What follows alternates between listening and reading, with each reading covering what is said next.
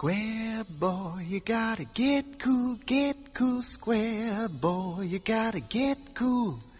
Square boy, you gotta get cool, square boy, you gotta get cool. Peter was a boy, an average all-American U.S. male, minding his own business in this crazy world, but the world wouldn't leave well enough alone.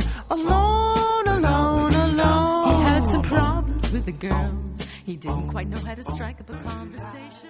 Hello and welcome to the Weekly Stuff Podcast with Jonathan Lack and Sean Chapman. We are here to talk about stuff this week on the show. In honor of a new exciting Spider-Man video game coming out soon, we're going to revisit the original Spider-Man movie by Sam Raimi, Spider-Man. That's what it's called. Yes, Spider-Man. It is one of the 5 million things that are just called Spider-Man in the world of Spider-Man, and we are eagerly anticipating the video game Spider-Man to join all the other video games, also just named Spider-Man.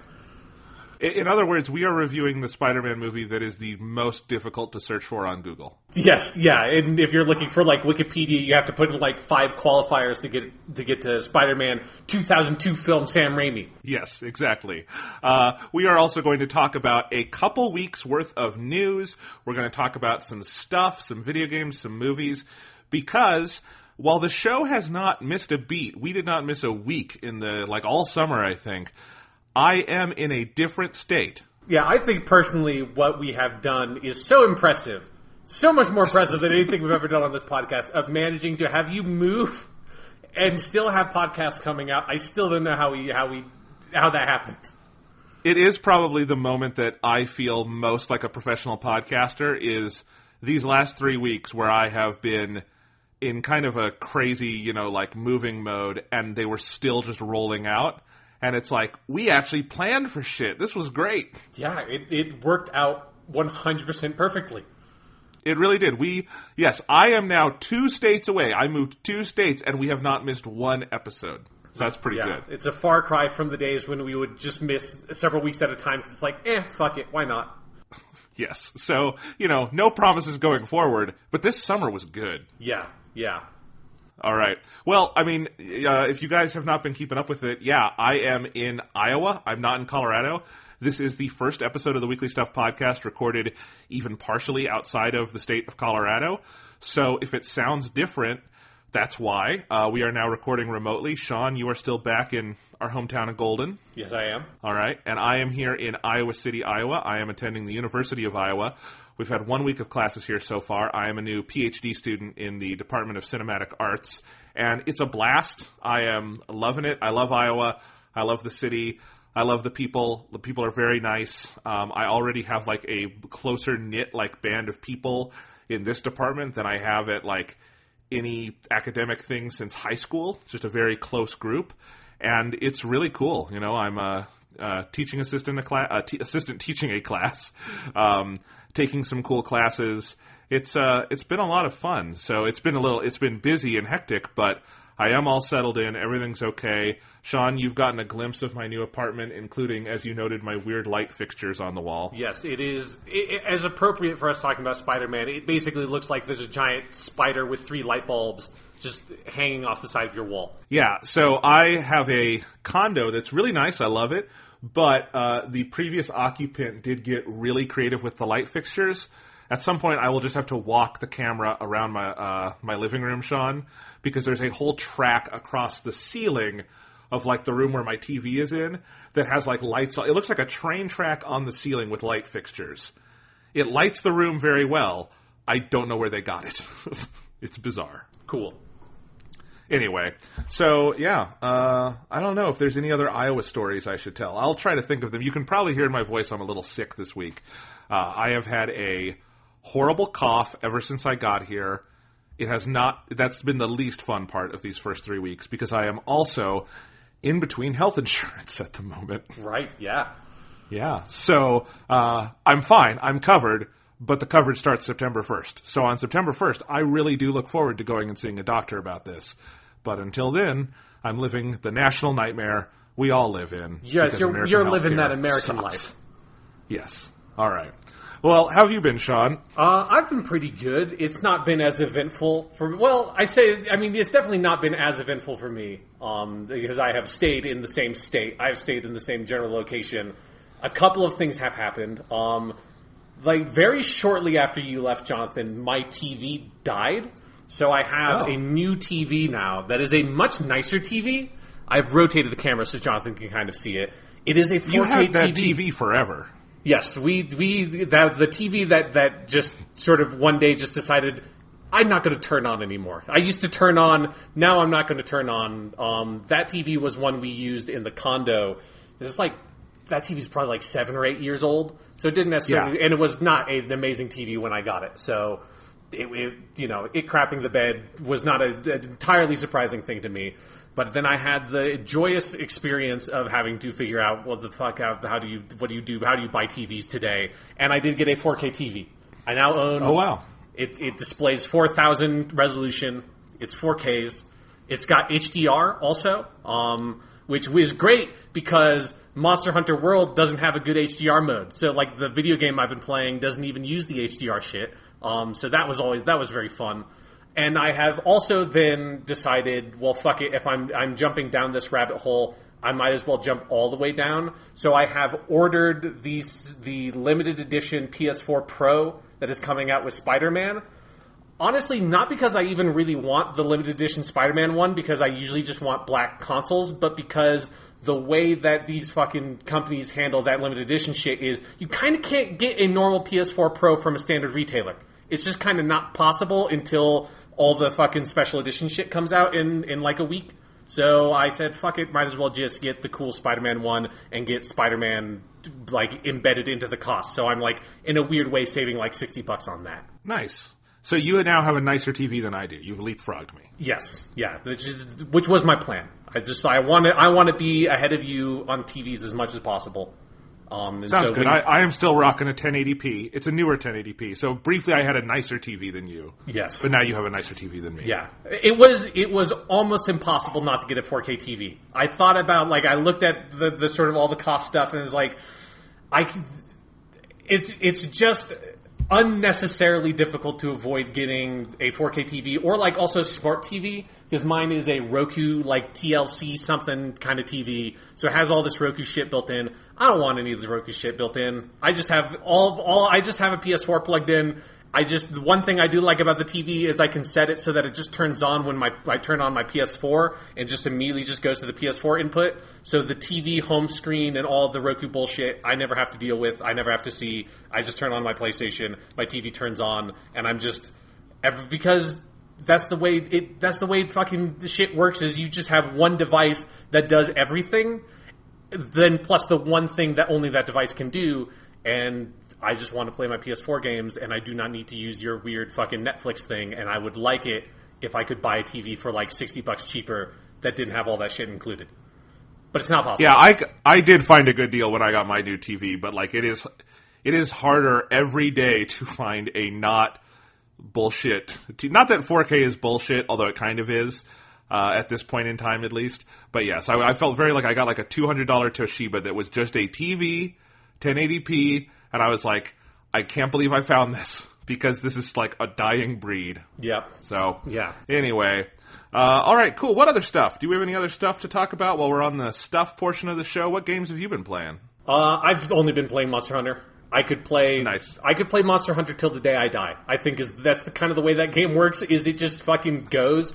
It's kind of you complete the story in that game, which I did a month ago. I think I did that maybe actually the night you left, Jonathan, was the day I finished the story part of Monster Hunter World. And then that game just keeps on going forever, and it keeps on introducing new monsters and new stuff to do. And I have decided, kind of today, I think I need to put it down and walk away from it, because I kind of hit a spot where it's I'm good with this game, and Yakuza Kiwami 2 comes out in 2 days. It comes out on Tuesday.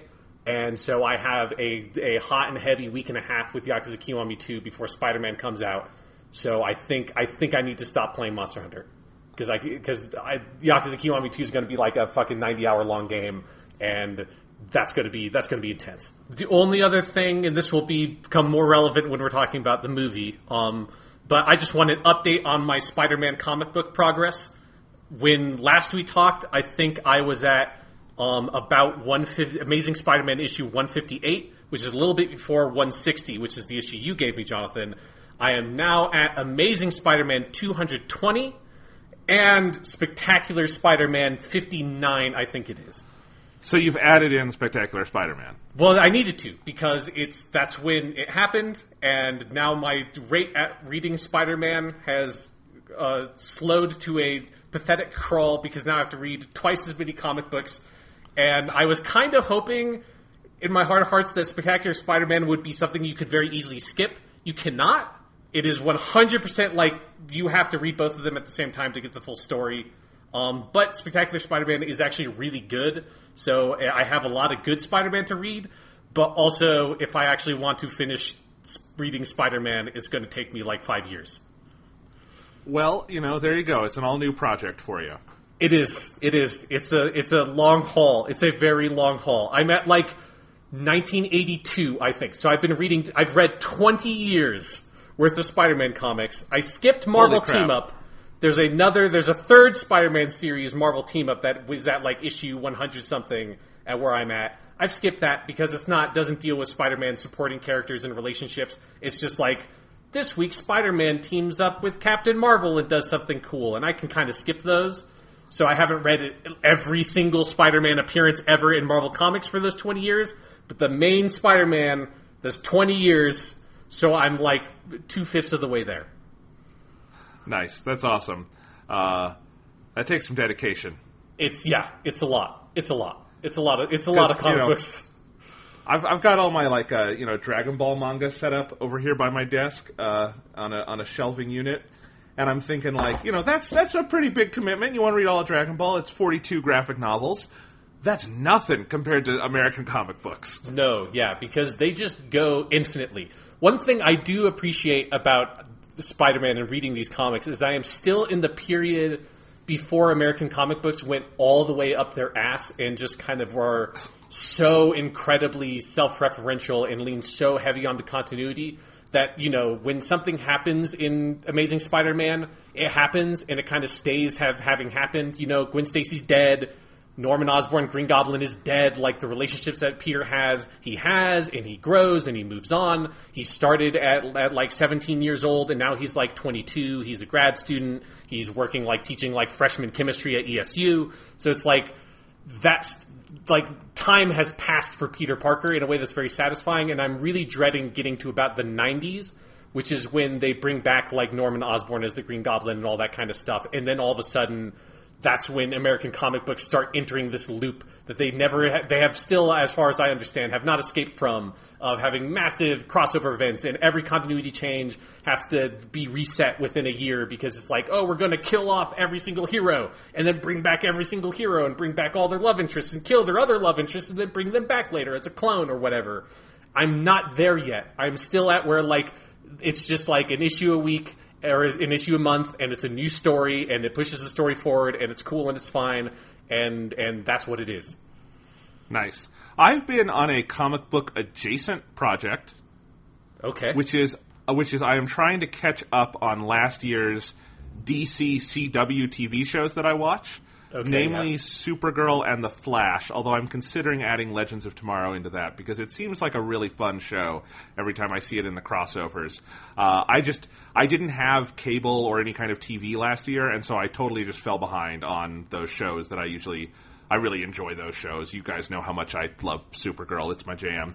And so I've been watching season 3 of Supergirl. I'm halfway through that, and that also meant that I had to figure out how to best watch the 4-part crossover in the middle of that season. There you go. Because it wasn't that hard. All the shows are on Netflix, but if you don't know, the CW has 4, actually they have 5 now and they're adding a 6th. It's a whole thing. But they have 4 main DC live action TV shows on the CW. And that's Supergirl, The Flash, Arrow, and Legends of Tomorrow.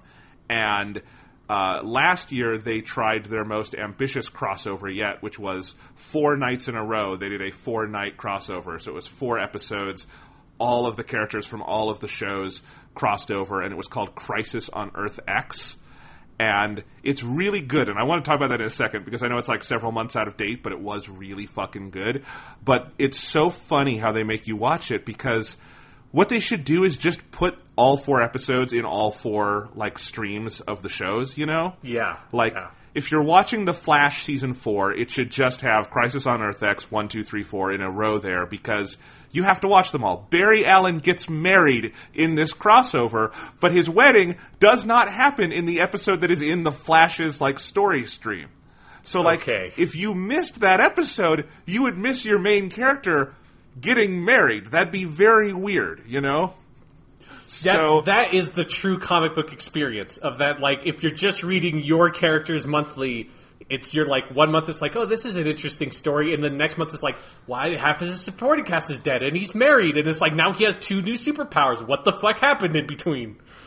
Yes. So what you have to do is, like, I think part 1 was on Supergirl, so that was easy, and then it's like, part 2, I had to go find on Netflix the, you know, full streams of all 3 other series, and then I didn't even know what order they aired, so it was like a guess of like, let's try The Flash. Did that have part 2? Nope, The Flash airs on Wednesdays. Okay, so Arrow had that? Oh, yes, okay, Arrow had part 2, and then, like, watch that one, and then go on. And it's extra weird for this one, because they even, like, standardized the titles and everything, so it doesn't, like, say The Flash at the beginning of the episode that aired in The Flash's time slot. It just says Crisis on Earth X. So it's very crossover-y in that way, you know. But it was that one was really good. If you're not following the, like, DCCW TV shows, they're so fun. They're so incredibly comic booky. This crossover they did was the most comic booky, because the whole plot is Barry Allen and Iris West are getting married, and they have all their superhero friends throughout time and space, because Supergirl is on a different Earth, and the Legends of Tomorrow are traveling through time, because that's what they do. They all come to Barry Allen's wedding, and then at Barry Allen's wedding, Nazis from Earth X invade Earth Prime, which is Barry Allen's Earth, as they do. And they have to fight the Nazis, and it turns out the leader of the Nazis is their evil doppelgangers. So, like, Green Arrow is the Führer on Earth X, and Supergirl is his wife. And like, it's the whole thing. It's like, it is. How is Supergirl not the Führer? It's fucking, compared to the dude who could just shoot a bow real good, she's a fucking Kryptonian that has, like, the best superpowers of any character in the universe, you know? Sexism. I don't know. They are Nazis. Well, okay, there you go. You just answered my question. Thank you. Yeah. Anyway, yes, I mean, it's a good question. But yeah, so, like, all the characters get, except for Barry Allen, because he's been killed, and so the Reverse Flash is the bad guy in this one, you know, whole thing. Because the Reverse Flash, who, God, you talk about, like, bullshit continuity in superhero stuff. The Reverse Flash was the villain of The Flash Season 1 on the CW TV show. He's back, and he's been on, like, all the other shows as a villain. And I've seen most of The Flash. I don't know when he came back to life. Like, legitimately, I may have seen it. I could not tell you what happened to bring the Reverse Flash back. And I'm pretty sure in Crisis on Earth X, Barry Allen didn't know either. So that was fun. Yeah, hearing you talk about this 100% sounds like somebody trying to talk about a, like, modern comic book crossover event. Like, it is beat for beat the same fucking shit. And there's something very impressive to me that they have managed to replicate that very strange narrative experience in a different medium entirely. But it's like so good. It's legitimately, it's like Avengers level fun, I think, in terms of how it uses all the superheroes, all their crazy powers. It's interesting because the Arrowverse, as they call it, is such a weird amalgam, because the Flash is really only the, like, A-tier character they have in terms of, like, you know, the only one that would be in a DC movie, right? Right. You know? Like, they're not making a Green Arrow movie. They're not making a Supergirl movie. They maybe should, but they're not. They did make a Supergirl movie, Jonathan. They did. It's actually getting a Blu-ray release this month from the Warner Archive Collection. Fantastic. In case you would like to check that out. Yeah, anyway. So, like, they have all these, you know, lower-tier superheroes, but they still, like, they treat it like, yeah, we've got the Avengers. It's kind of weird that our lineup is, you know, Arrow, Flash, Supergirl, and Atom, the dude who's basically Ant-Man, but not.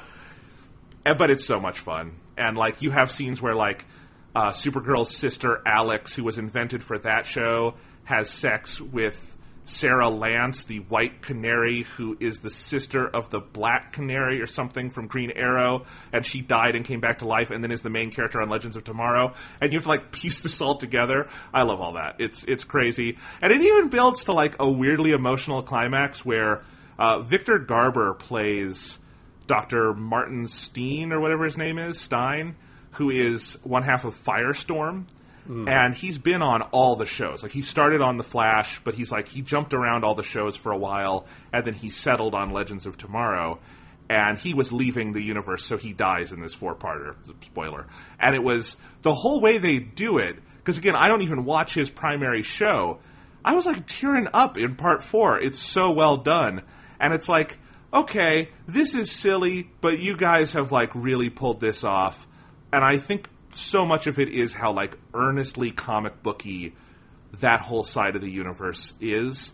And I do love that there is one part of DC right now that I can just say I unabashedly love, because their movies are shit, but their live-action TV shows on the CW are very good, and I enjoy them. Nice. So there you go. Yeah. And Supergirl is finally in Season 3 doing the Supergirl but evil story. And I like that. The Flash, you know, they did every season of The Flash. It's The Flash, but he's evil. I mean, that's what you have. Would you have a superhero that has, like, Captain Cold as maybe his most famous supervillain? So you kind of are forced to do a Reverse Flash kind of thing with him. Yeah. But Supergirl stayed off on that until Season 3. Speaking of Captain Cold, who has also been a character who's jumped around all the shows, he was played by Wentworth Miller, and he's awesome.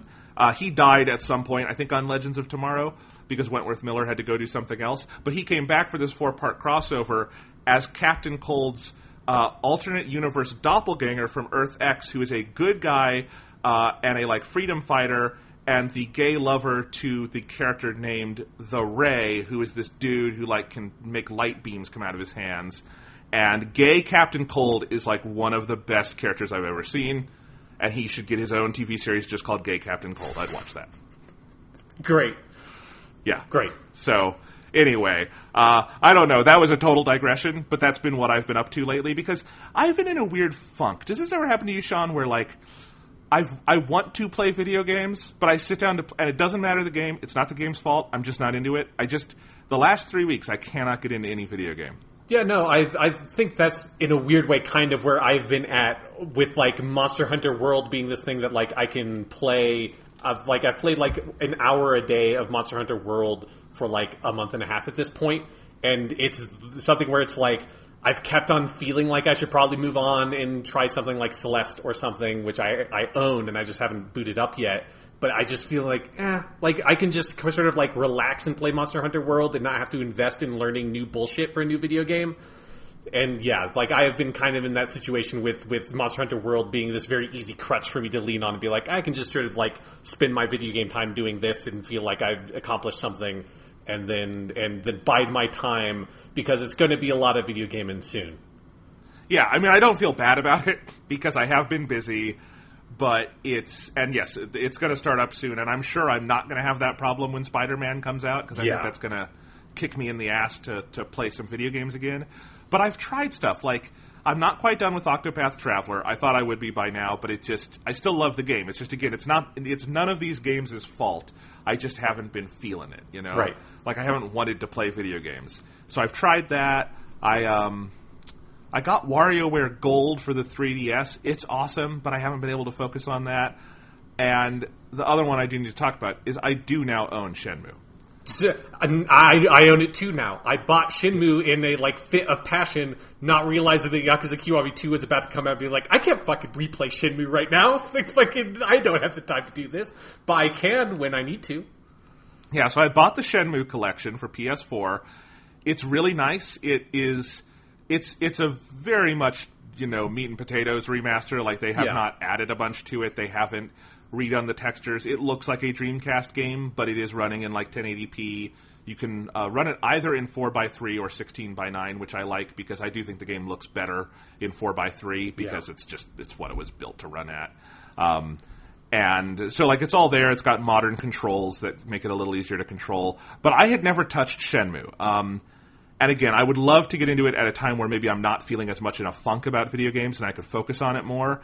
Yeah, I played like 2 hours of it, though. Shenmue is a game 100% that you have to just like bathe in to, I think, experience. Yeah. Yeah, so I've played about 2 hours of it. Sean, Shenmue is a weird fucking game. Yeah, it is.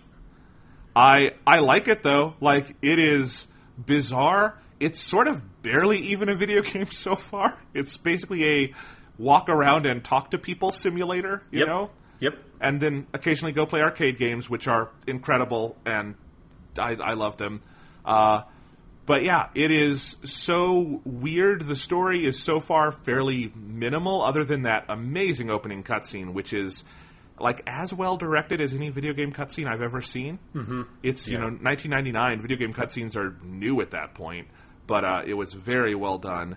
The music is amazing. It basically sounds like the score for Twin Peaks, if done by a Japanese person, and I love that so much. Well, not just done by a Japanese person, because the way they made the Shenmue soundtrack was they basically cobbled together a like Sega video game composer supergroup, and it was like all the people that did like the best Sega music, like the guy who did the Streets of Rage music, the guy who did all the Daytona music, like they all kind of, there's like 4 or 5 of them that came together and like kind of joint composed the Shenmue soundtrack. And yeah, the Shenmue soundtrack is one of the best video game soundtracks, I think. It is so good. Every time you open up your notebook and you just get that little like mysterious melody playing, it is so fun. And I love everything Ryu writes in his stupid notebook. Like, sailors like to hang out in bars at night. It's important information to note down. You need to remember that shit.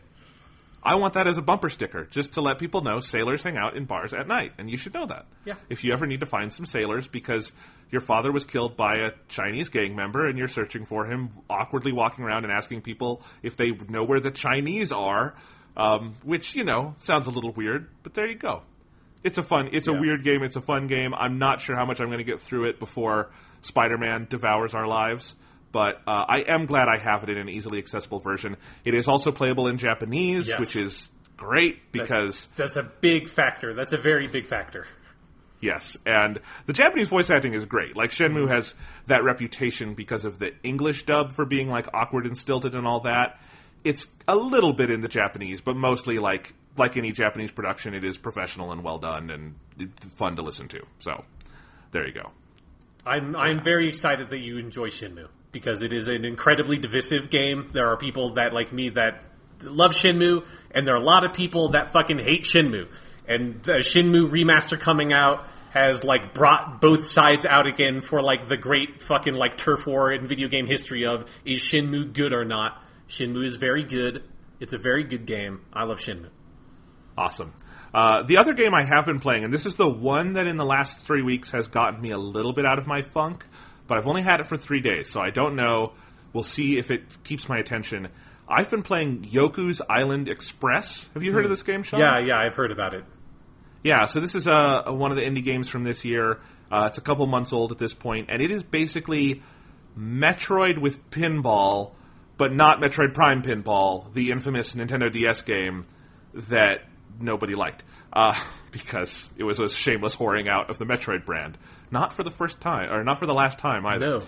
Anyway, Yoku's Island Express is like a Metroidvania-style game where you have a big sort of open world. It's a colorful cartoon island, so that makes it a little different than Metroid, where you are this little bug dude named Yoku, and you have a big ball, and you are the new mailman on this island, and you go around with your ball, and most of your traversal is using the ball to swing you around in pinball-themed environments. It is an amazing, work of video game mechanics that is really tough to explain in words because you kind of just have to see it.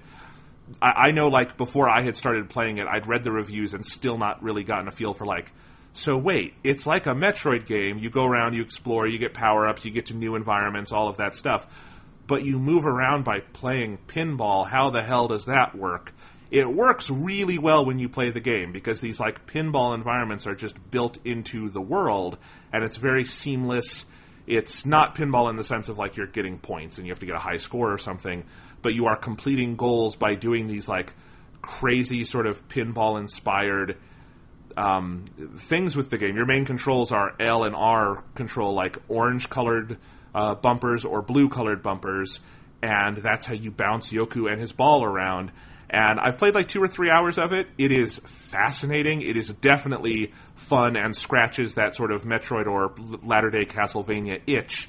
But with this added thing of like, I'm basically playing a pinball game, and that's fun. Pinball is cool. So, yeah, I am excited to play more of this. I wasn't sure if I was even going to mention it on the podcast tonight, because I am still very new with it. But it was on sale on the Nintendo eShop this week. It's on Switch. I think it's on everything else, right? I think so. I'm not sure. I know it's at least on Switch. It's probably on... Yeah, I think it was on PS4. So, anyway. But that is another recommendation. This definitely does feel like the calm before the storm, though, right now, doesn't it, Sean? Oh, absolutely. Yeah, the end of August is that, like, if you like Madden, Madden comes out, and then if you are not into Madden, you are just biding your time for the horrific onslaught. Which, at least this year... Everybody, like, running the fuck away from Red Dead Redemption 2 means that, like, the onslaught is not as heavy as it will be. We will get the second coming of the onslaught in February, in 2019. Yes. But, yeah, no, it is definitely the calm before the storm. I can also see that, yes, Yoku's Island Express is indeed available on the PlayStation 4. Oh, awesome. That's another one I would recommend. You know, I've been telling you to play Celeste. You should play Celeste first, Sean. But I actually think you would like Yoku's Island Express also. Cool. So, yeah. Anyway, all right, you want to do some news? What's been going on in the news, Jonathan? It's been a while. It has. So again, caveat, this is the stupid news. This is the news of, you know, the all the president's employees are being indicted for federal crimes news. Yeah, it's not the, like, we're living through, like, you know, fucking 2029's, like, Academy Award winning Best Picture, you know, is what it feels like we're in right now. Yeah, this is not the news that will be the basis for All the President's Men 2 Electric Boogaloo. Yes. This is the stupid entertainment news. But I have been cataloging it for a couple of weeks. I'm sure I've missed things that you guys would like us to talk about, but I've tried to get, like, some of the big stuff that I think would be fun to talk about here tonight. I'm actually going to start with this piece I have here. Amazon announced this week that they are ending their 20% off video game pre-orders program. Right. So if you didn't hear about that, I just wanted to note it because I know figuring out how to pay for video games is a big part of playing video games. Yep. So our audience might like to hear about this. Amazon was the last company to have that kind of active promotion after Best Buy ended their Gamers Club Unlocked program. Amazon will be transitioning away from the 20% off video game pre-orders program, which gave you a full-price $60 game for around $48. Mm-hmm. They're going to transition that to a $10 Amazon gift card on select video games, but there's no details on that. It's been rumored that it's going to include digital titles, which would be really nice. Yeah. But I would not hold my breath for that either. So I have my Best Buy Gamers Club Unlocked thing. It's good through, I think, like September of 2019. So I have around another year on it. But there are a lot of video games that you can go pre-order even though they are not coming out in the next year, such as Cyberpunk 2077 or Metroid Prime 4 or Final Fantasy VII Remake, which may or may not be a game. We don't know. But you can pre-order it. You can. So, and remember that Amazon does not charge you for anything when you pre-order. It's just basically a commitment that if it eventually ships, you will pay for it. I don't quite know how that business model works, other than Amazon likes to slap its giant retailer dick around. Yeah. So I did go on a spree this morning, and I pre-ordered like 8 or 9 games that, like, they were all games without cover art. Yeah. It was, like, that was my rule. Like a black image with white text of the title on it. Yes. It was things like the ones I mentioned earlier, that Yoshi Nintendo Switch game that we still don't know about, that Demon X Machina game we don't know anything about for Switch that looks cool. Let's see, other PS4 ones, Doom Eternal, which probably is going to come out in the next, like, 8-10 months, but we don't know for sure. So things like that. Just things that I'm not sure when they're coming out. When they do, I would like to save the $12 on them because it does add up pretty fast. And it is kind of a bummer that these kind of discounts are going away.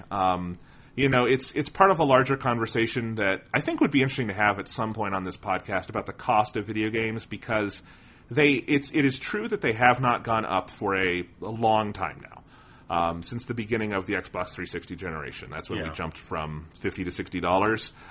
But video games are still uniquely expensive among entertainment media, and I think figuring out the economics of that as players is something to talk about as the industry thinks about the economics of it as, a business. So anyway, if you are inclined to pre-order something like I said, the Final Fantasy VII Remake, might as well just lock it in.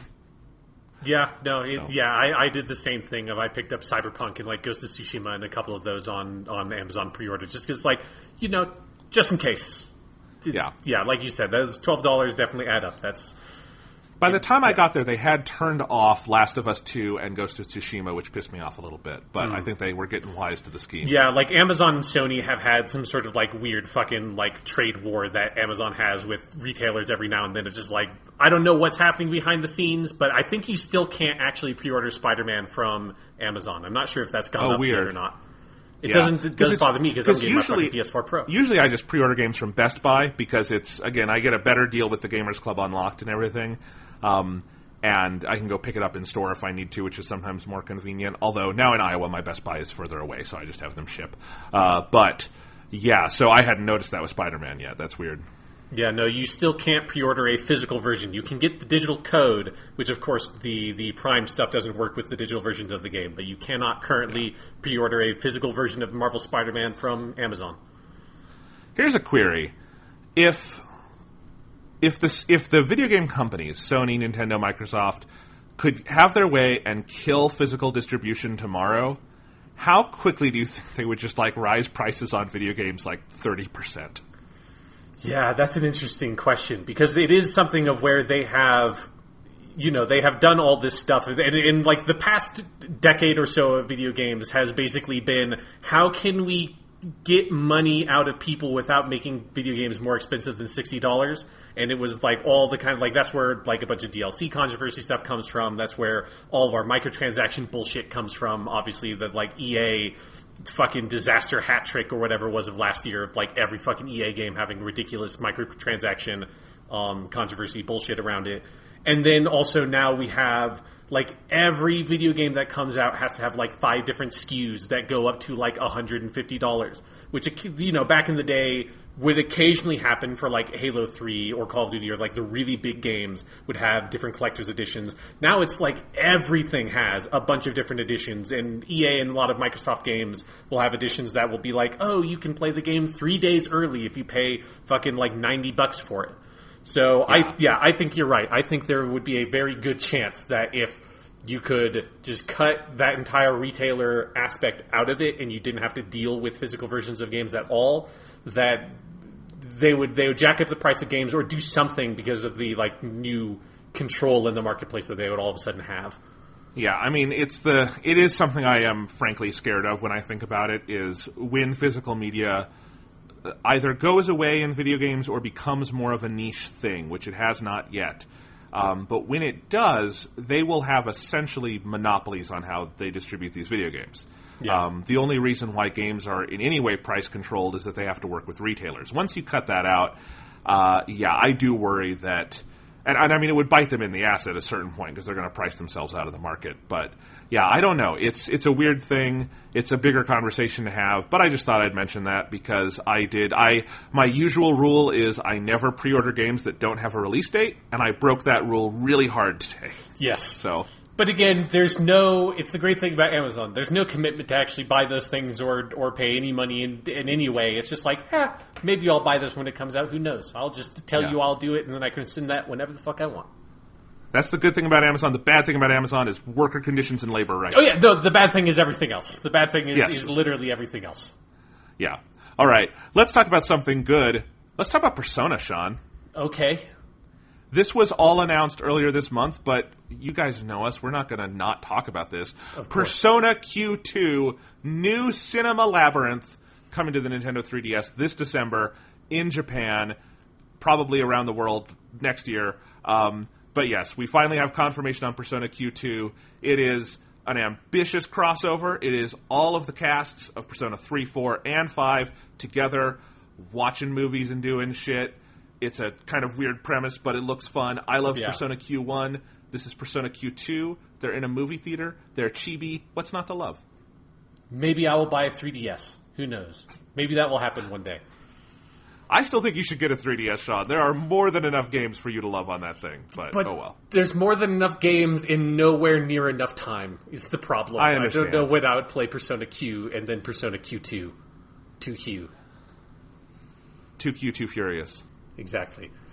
While we're still on the subject of Persona, there is something I wanted to mention at the top of this podcast, and I had neglected to. I have some very solemn news, Jonathan, for you, the podcast listeners, for the world at large. Earlier this month, while we were on hiatus, Persona 3, the movie number 2 of Midsummer Night's Dream, was taken off of Netflix streaming. And you can no longer go to your nearest Netflix-capable device and watch Persona 3, the movie number 2, and only Persona 3, the movie number 2 on Netflix. They now have 0 out of 4 Persona movies instead of 1 out of 4 Persona movies. And it's a distressing time for all of us. Well, man, that is some of the saddest news I've heard all year. It's a shot through the heart. I will say, I am at the beginning of my, PhD candidacy here at the University of Iowa, and I have to make decisions on, what my area of research is going to be, like what might one day write my dissertation on. And I think getting to the bottom of why the fuck Persona 3, the movie number 2, Midsummer Night's Dream, and only Persona 3, the movie Midsummer Night's Dream, was the one on Netflix would for be like a great 4 area years. of research. It was 4 fucking years of that movie being on, because it went up on Netflix really quickly after that movie came out. Like, movies number 3 and 4 came out while movie number 2 was on Netflix. I remember because I rewatched movie number 2 on Netflix in preparation for when we watched movie number 3 and did the podcast on it. So it's been my favorite running joke on this podcast for years now is the fact that movie was up there. It's now gone. I don't know why, but I think you're right, Jonathan, that it's a perfect, fascinating research question. You could write a fucking book on how did this movie get on Netflix, only this movie, and then the more, I think, like, troubling matter is why the fuck did it come down? I know. It's...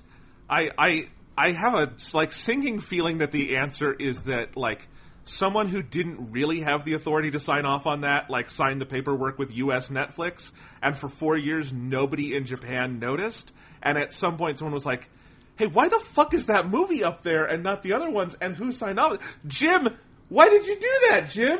Get that off of Netflix! And then they did, and that's probably the answer.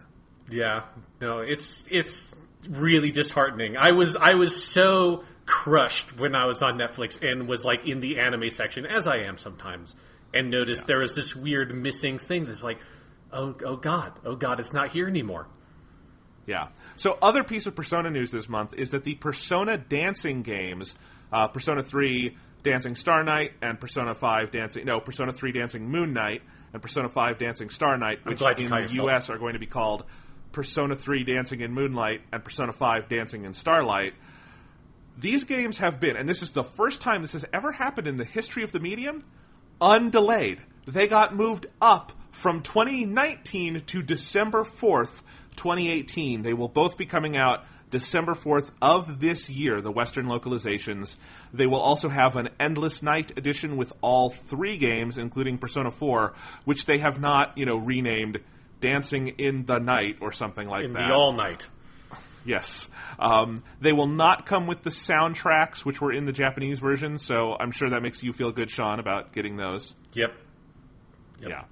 But they will come with a little art book. So, yes, we will be getting pretty much everything they got in Japan, minus the soundtracks, but you can find those. They're out there.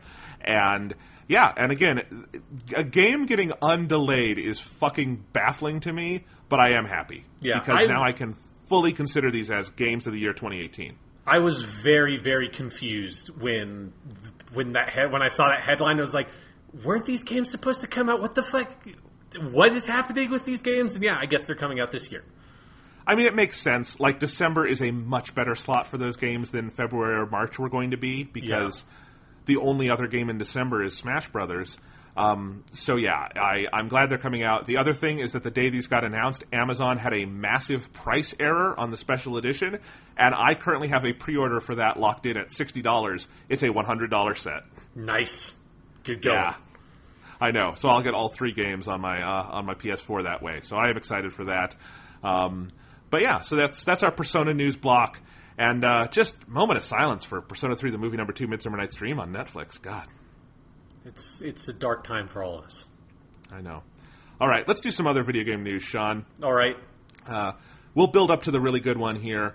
Red Dead Redemption 2 finally got gameplay footage released. Yes, Rockstar unlocked that woman they have in a closet somewhere that they do to narrate their weird video game trailers 2 months before the game comes out, like they did a lifetime ago when fucking Grand Theft Auto 5 wasn't the fucking, like, top 10 selling game every single month forever. Back when that game didn't exist yet. They were like, hey, lady, you could just, like, talk about fucking airplanes and guns and shit.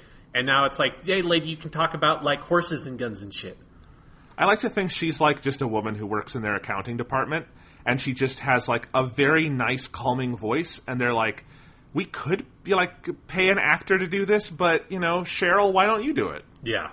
It's such a bizarre and very unique version of a trailer that I think it's really interesting that they've done that consistently for a long time now, because it feels like there's such a huge gap between Rockstar games. Every single time a new Rockstar game's coming out, I'm like, there's no way they're going to do another one of these weird trailers, right? Nobody does these trailers but them, and I'm proven wrong every single time.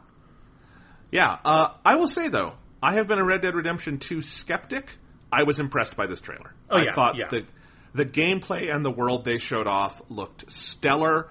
More importantly, to me, it looked like a genuine evolution of the Rockstar formula. It did not look like a prettier Red Dead Redemption. It looked like a new video game. It did not look like an Old West GTA 5. It looked like a new video game.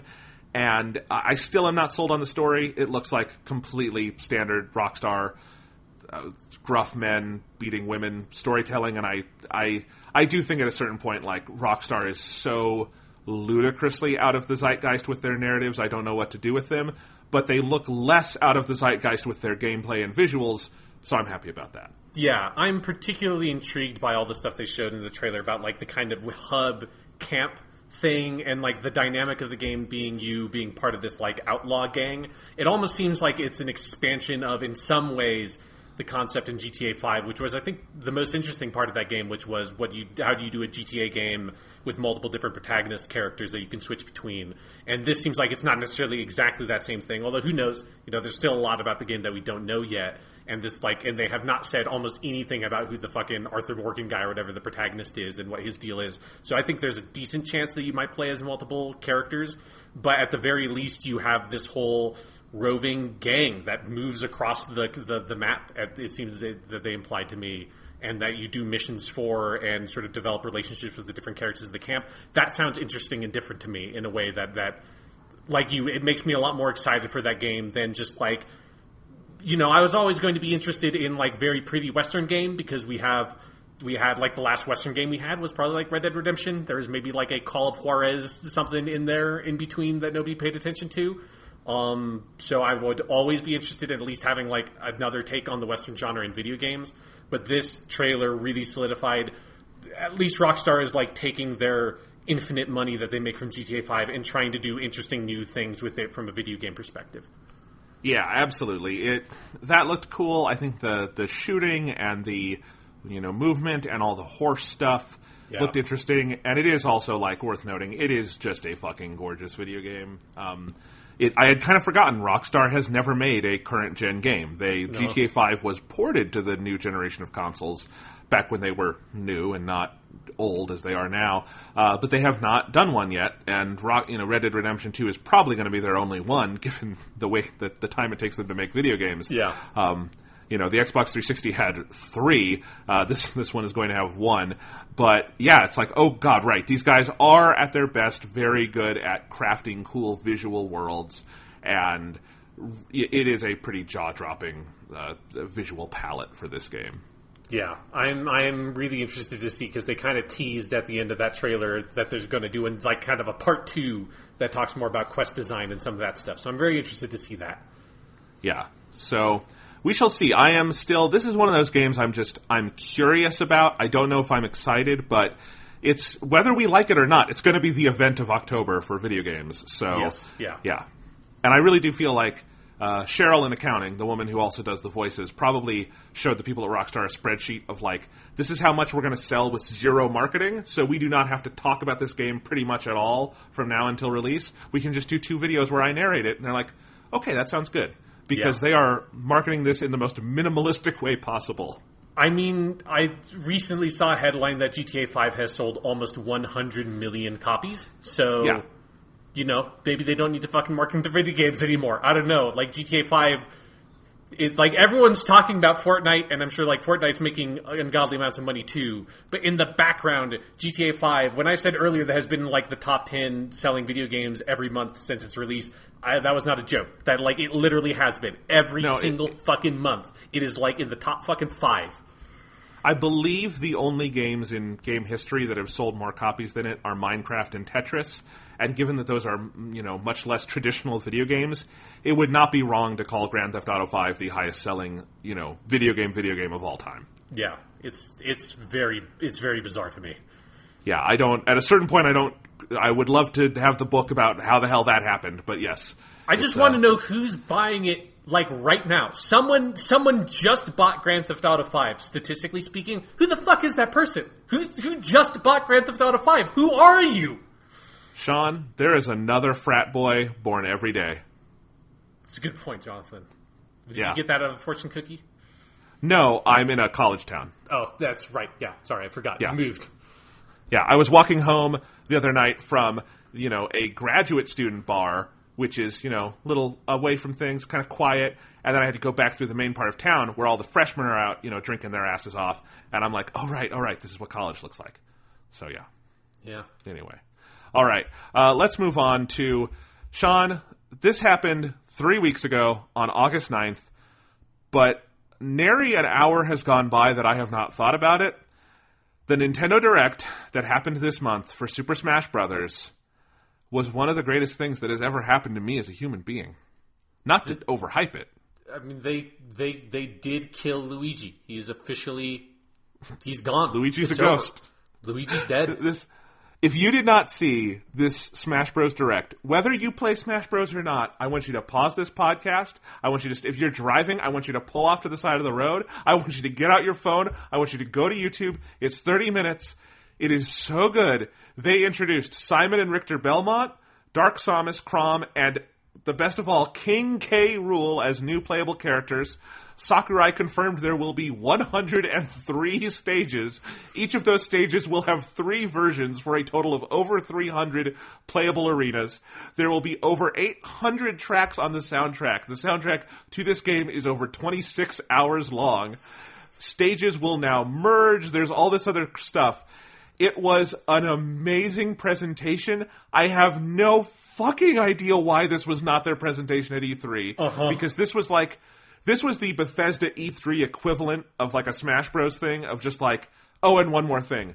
Oh, and one more thing. Now Luigi's dead, and there's King K. Rool. The films the CGI films they made to announce all these new characters and stages and everything were gorgeous and amazing and funny. The King K. Rool one started with King DDD pretending to be King K. Rool, and then the actual K. Rool came out, and oh my god, Sean, I was excited for Smash Bros. Ultimate, but after this, I'm serious. I think part of my video game funk is I can't think about any other video game. I am so deliriously excited for this fucking game because I'm not sure any video game will have ever lived up to its title as much as this one. Because when Sakurai chose the word ultimate, he was like using it as a dare to himself of like, how much can I service these fucking fans?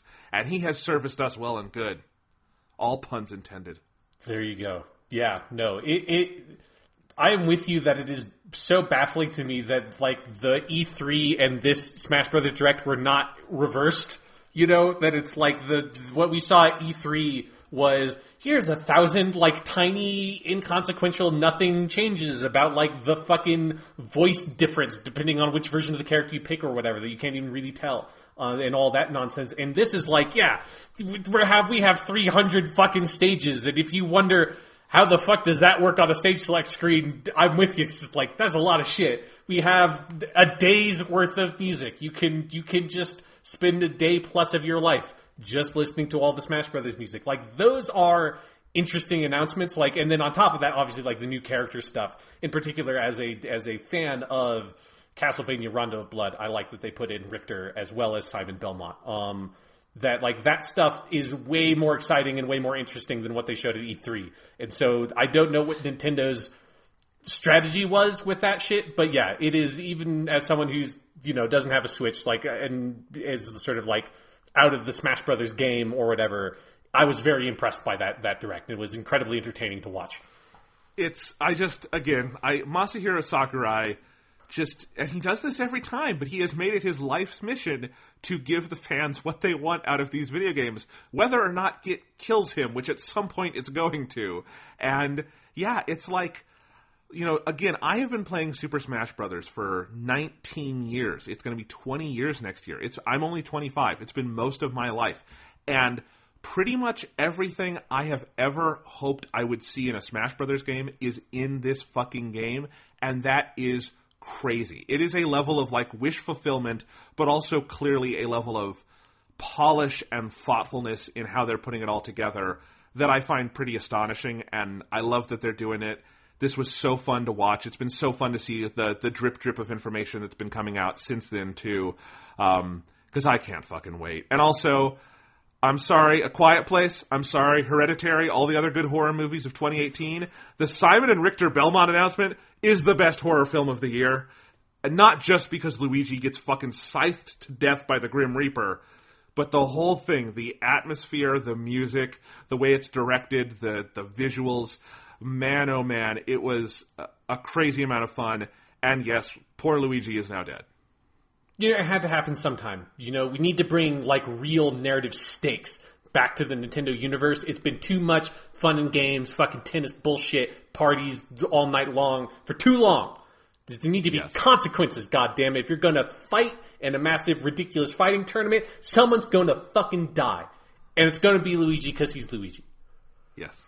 So anyway, yeah, I can't wait for this goddamn game. And I also do wonder, like, if you haven't seen, the Nintendo Switch has only been selling better and better with each passing report. Like, this is not a flash in the pan. This is not a train that is slowing down.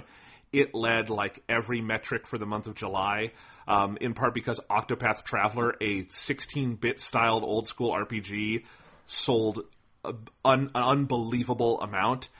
And I'm just wondering, by the time we get to December and, like, past the Black Friday season and people are getting ready for Christmas, and Smash Bros. Is going to have that entire month to itself, I'm wondering how big this game is going to be, because I think it's going to be a pretty big fucking deal. Yeah, definitely.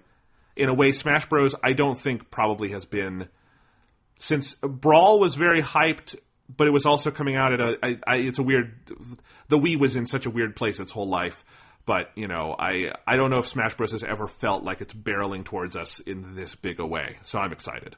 Yes, I'm very excited. I also like that, like, hearing you talk about Smash Brothers Ultimate sounds like when I talk about Marvel Spider-Man. And I like that we're both getting this fall, or like this, fall season, I guess it's December technically for Smash Brothers. But we're both getting this, like, game we've dreamed about since we were, like, 5 years old. And it's like, for me, it's like, what would the ultimate Spider-Man game be? And everything that Insomniac has said about Spider-Man is, like, 100% everything I dreamed about. And then the same thing it seems to be for you and Smash Brothers. So that's really fucking cool. Yes. It's like if someone offered us the monkey's paw and said, what video game do you want to make a wish on this monkey's paw for? These are the games we'd get. And the stuff happening in politics would be the consequence of it. No, Jonathan, is Donald Trump our fault? Is that what you're saying? Did we fuck up? Did we do this? We got two stupid video games we wanted and the world suffers? It's possible. No, it can't be, because they also took off Persona 3 the movie number 2. So it can't be. It can't be. That's true. That's a step too far. I think we're safe. I don't think it's our fault. Okay, good. All right. Two other pieces of news. I'm going to cut one of these. Let's just do this last one. A little bit of Doctor Who news, Sean. Okay. I don't know. So this is not about the new Doctor Who. Not been a lot of news on that front. It's coming. We'll talk about it. I'm excited. This is old Doctor Who news because the BBC announced this week actually, that Doctor Who Season 19, which is Peter Davidson's first season as the Doctor, the fifth Doctor, will be the next to come to Blu-ray. You might remember that Tom Baker's first season, Season 12, came out earlier this year as a special edition Blu-ray box set, both in the US and the UK. It had all the previous bonus features. It had all the episodes from that season, plus a bunch of new stuff. I don't have that set yet because it hasn't come down in price, but it does seem like a very cool set, and I am excited to get it. I was also kind of holding off to see what their overall plan would be, and I'm not sure, because this is the next one. It's Season 19, so they're going to the next Doctor and doing his first season. This is coming out in November 19th in the UK. I don't know if a date has been confirmed for the US.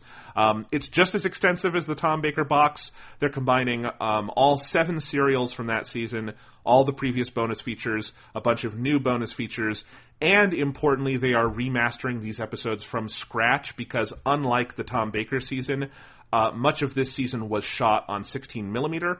All the location stuff was done on 16mm film, so they're going back to those elements and restoring them from scratch. So if you've seen like the Shada Blu-ray or maybe Spearhead from Space on Blu-ray, you know how 16mm Doctor Who footage looks. It looks great when it's given the proper, tender love and care.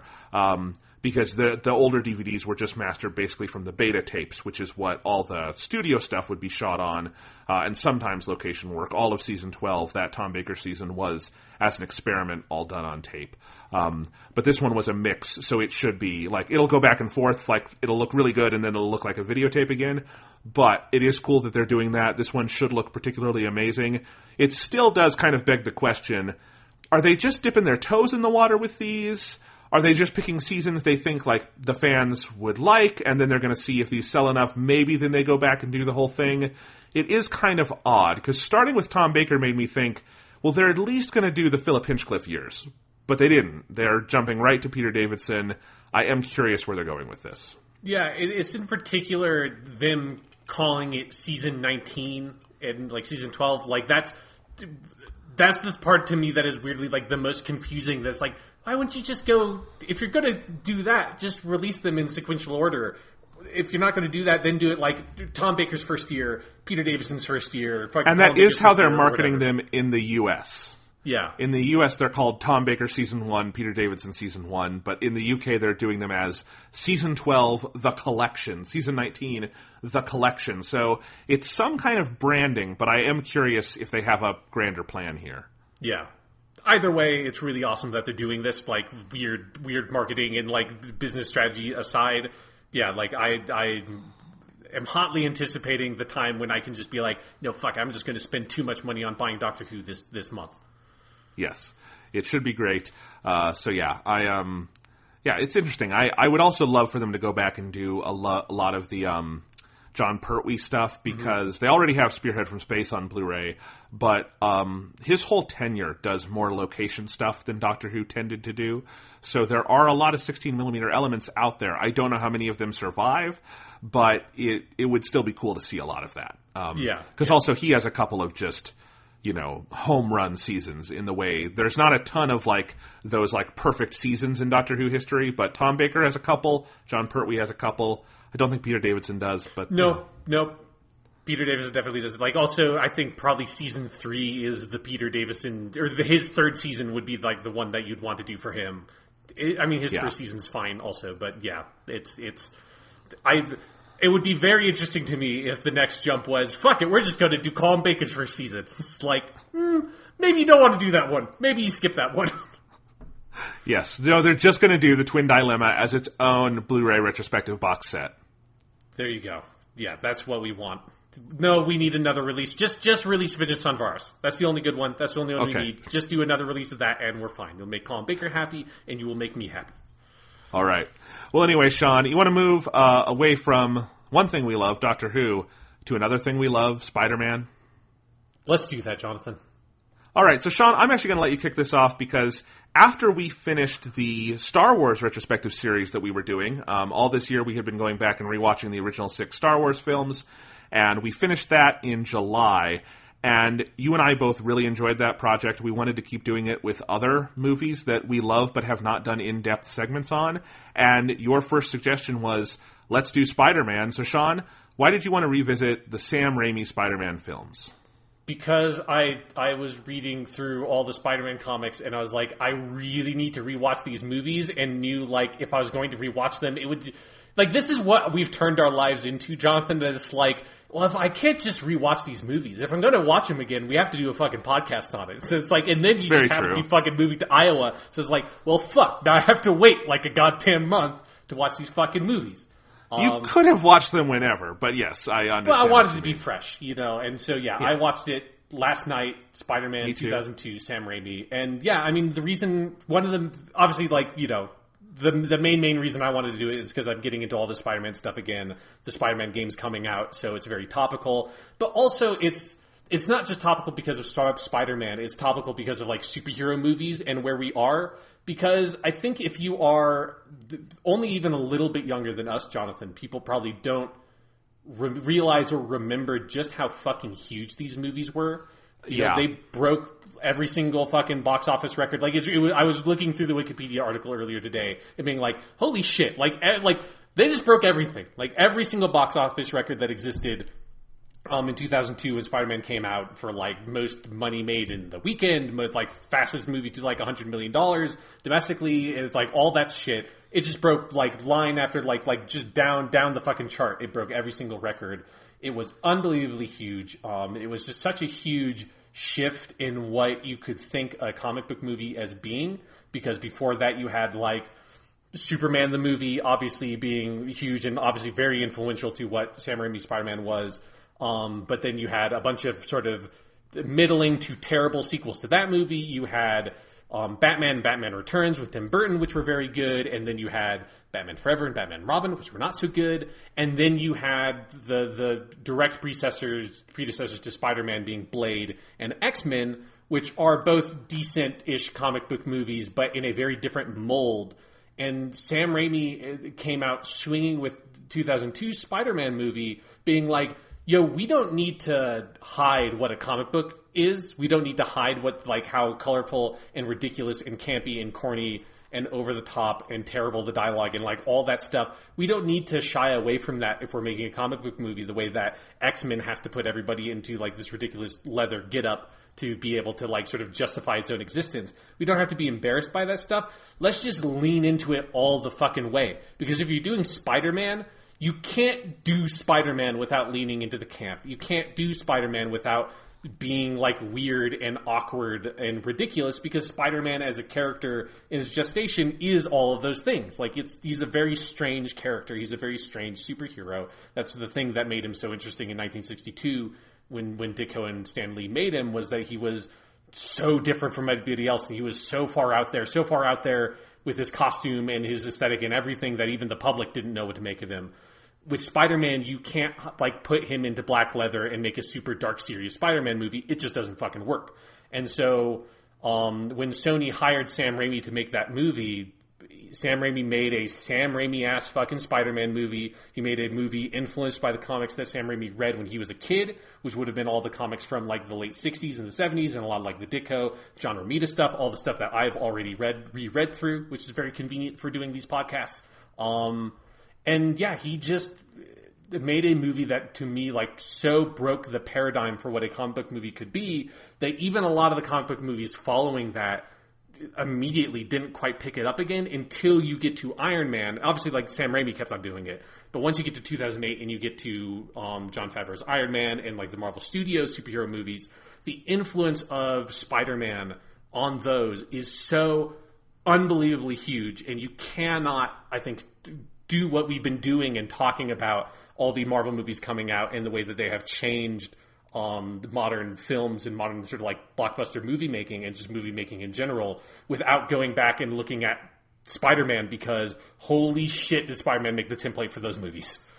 Oh, absolutely. Because as you inferred there with this to Iron Man, nobody else did the Spider-Man thing until Marvel got around to it 6 years after this movie. Because the dominant template continued to be the grimdark, let's be ashamed of our property, let's, not take it seriously, or we'll take it seriously in the completely wrong way, which is sort of the X-Men model, or, in a lot of cases, let's hire really low-rent filmmakers and treat this like we're doing a, backdoor porn shoot or something, which is how you get, like, X-Men The Last Stand and Fantastic Four, which Fantastic Four, to its credit, tried to do the Spider-Man thing. It just didn't do it well. So that is like an outlier there. And in the background you had Christopher Nolan's Batman series starting with Batman Begins in 2005. And, Batman is like the one character that sort of fits the aesthetic of the time. And so that was kind of a match made in heaven. But then you get to 2008 and you have this radical moment where The Dark Knight and Iron Man are coming out in the same summer. And in 2008 it felt like, well, Iron Man was really good and really big, but clearly The Dark Knight, it's the masterpiece. It's the thing that's going to influence films going forward. This is what superhero movies look like now. And that's not the case at all. And I think part of it is The Dark Knight is literally inimitable as a superhero movie. You just can't do it with anyone else. Not just with any other character, but any other, I think, filmmaker and moment in time, frankly. So much so that the actor who animates that movie, Heath Ledger, died the year it came out. I mean, by God, it really is kind of almost a time capsule moment. And I'm not saying anything against the film. I'm praising the film, but then you had Iron Man, which really does feel like the second coming of, I think Raimi's ethos in the Spider-Man series. And especially coming 1 year on the heels of Spider-Man 3, which we're going to get to in this series, it felt like a vindication. And over time, I think if you look back on 21st century superhero movies, what is the most influential single superhero movie? It's 2002 Spider-Man. Mm-hmm. No question, no doubt. It is the one that has set the template for everything else. Spider-Man 2 is a better movie. We're going to talk about that. But Spider-Man 1 is the one that set that template. It's the thing that I think people have been iterating on and usually not doing as well. There have been a lot of great superhero movies, especially this decade, but I think there is something just uniquely charming and wonderful and economical and skillful about the original Sam Raimi Spider-Man. And I am, my love for it is renewed every time I watch it because it does not get old to me. Yeah, no, it had been a while since the last time I had watched specifically the first one, because I rewatched Spider-Man 2 not that long ago, because we did our whole big movie podcast thing, and I had to rewatch it for that one.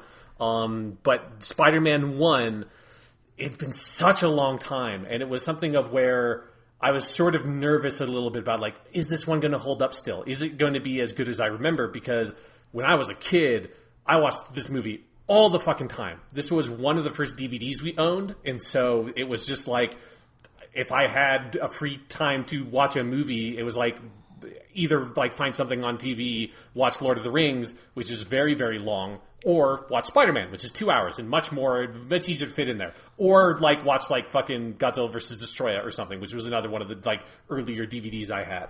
And so I just watched 2002 Spider-Man all the fucking time when I was a kid, and there was a big gap between the last time I watched it, which is probably early college maybe, and now. So it'd been probably 5+ years since the last time I watched this movie.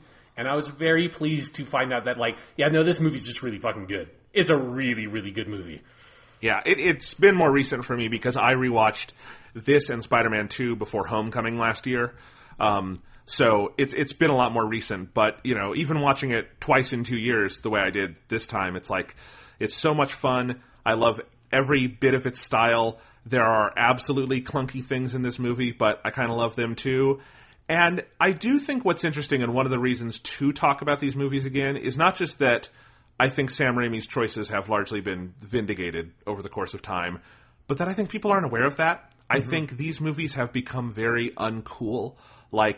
You talked about people younger than us probably don't remember how big this one is. I also think people younger than us aren't watching these Spider-Man movies. I think, in part, Spider-Man got way oversaturated over the last couple of years in terms of there have been 2 reboots this decade alone, and that's weird. But I also think that, while this movie set a template for a lot of future comic book movies, it also is just old enough that it doesn't look like them. You know? Oh, yeah. It uses effects very differently.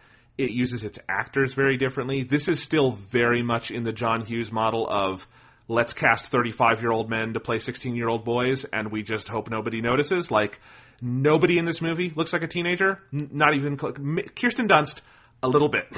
And even then, not really, you know. Yeah. But yeah, like, Tobey Maguire looks like he's 35. James Franco has always looked perpetually like 32 and stoned.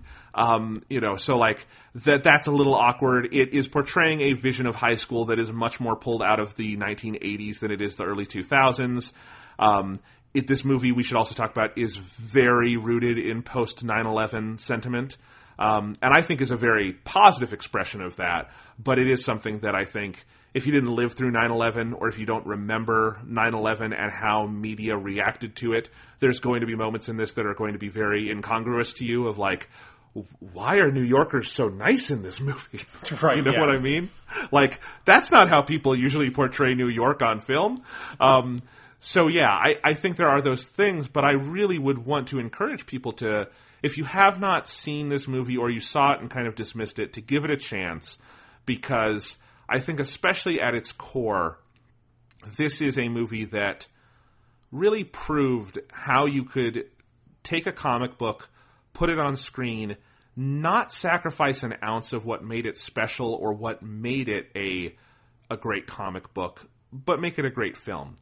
And I think that was a test at this time, because I'll tell you, X-Men 1 from the year 2000 is unwatchable. It is clunky, and it is ham-fisted, and it seems magnitudes cheesier to me in trying to avoid the cheese. You know, Bryan Singer is not the director Sam Raimi is, so there's that issue too. I think it plays with its politics in weird ways. So, like, Spider-Man it's of its time, but it also transcends its time in a lot of ways. Absolutely. And one of the other things about this movie that sort of struck me a lot on watching it this time through was, you know, comparing it to the more recent Marvel Studios movies. It feels like Marvel Studios went through this period of, like, not knowing how much of the sort of like director's unique vision and qualities to sort of like seep through into the film. And now we're getting, like, with Thor Ragnarok and Black Panther in particular, we got two big examples of, like, these are very distinctive movies, or, you know, very topical of the James Gunn and Guardians of the Galaxy obviously being kind of like the first one that really had that, like, holy shit, this is a James Gunn movie. But yeah, like, Thor Ragnarok is a fucking Taika Waititi movie, you know, Black Panther's a Ryan Coogler movie, and holy shit is Spider-Man a Sam Raimi movie. And Sam Raimi is a director that has such a interesting, like, offbeat kind of style to him. And, you know, I mean, he's a guy who comes up from making Evil Dead and weird, gory, like, sort of campy, strange horror movies that are like, is this a horror movie? Is it a comedy? Fucking, I don't even know. I don't even know how you categorize any of the Evil Dead movies, because all three of them are great. The Evil Dead 2, and Army of Darkness. All three of them are so completely different from each other, and I don't know which one's a horror movie, which one's a comedy. They just span all of that shit. He is such a sort of like genre chameleon in that way, and he just has such a unique sense of how to use a camera and like express things through his camera usage that is just, it's such a fucking like marriage made in heaven with him and Spider-Man, because he doesn't have to water down anything about his directorial style when bringing it to the Spider-Man character, and I think part of it is because probably who he is as a creative person probably was influenced by his love of Spider-Man comics when he was a kid. But it's like just everything about how he uses a camera and how he directs actors and everything about that shit just jives completely with Spider-Man. It's a perfect marriage between, I think, source material and a director. And so as someone who, since the last time I watched the first Sam Raimi Spider-Man movie, watched a lot of Sam Raimi's other work and then coming back to it on the other side of it and reapproaching this one specifically from that perspective, it really impressed me just how much this movie feels like it has a really unique perspective and identity to it based on the way Sam Raimi made it, you know? It's not just a comic book movie, it is a Sam Raimi movie. Absolutely. And it is something to note, and again, talking about the time this came out, Spider-Man was in development hell for decades. Like, studios wanted to make this movie. I don't know when Sony, Columbia is the title, but it's all Sony, got the rights to it, but it had been passed around writers and directors all throughout the 90s, maybe even stretching back into the 80s. For a while, James Cameron was going to direct this movie, which sounds crazy to me. I mean, yeah. I'm sure he would have gotten the effects side of it, down pat, but I'm not sure about the other things about it. But there, you can see if you look through the history of it, they were very intent on doing this the right way. Like, they were very much following Superman the movie 1978 as the model, which was, we are going to get a real proven director, which for Superman was Richard Donner, for Spider-Man was Sam Raimi.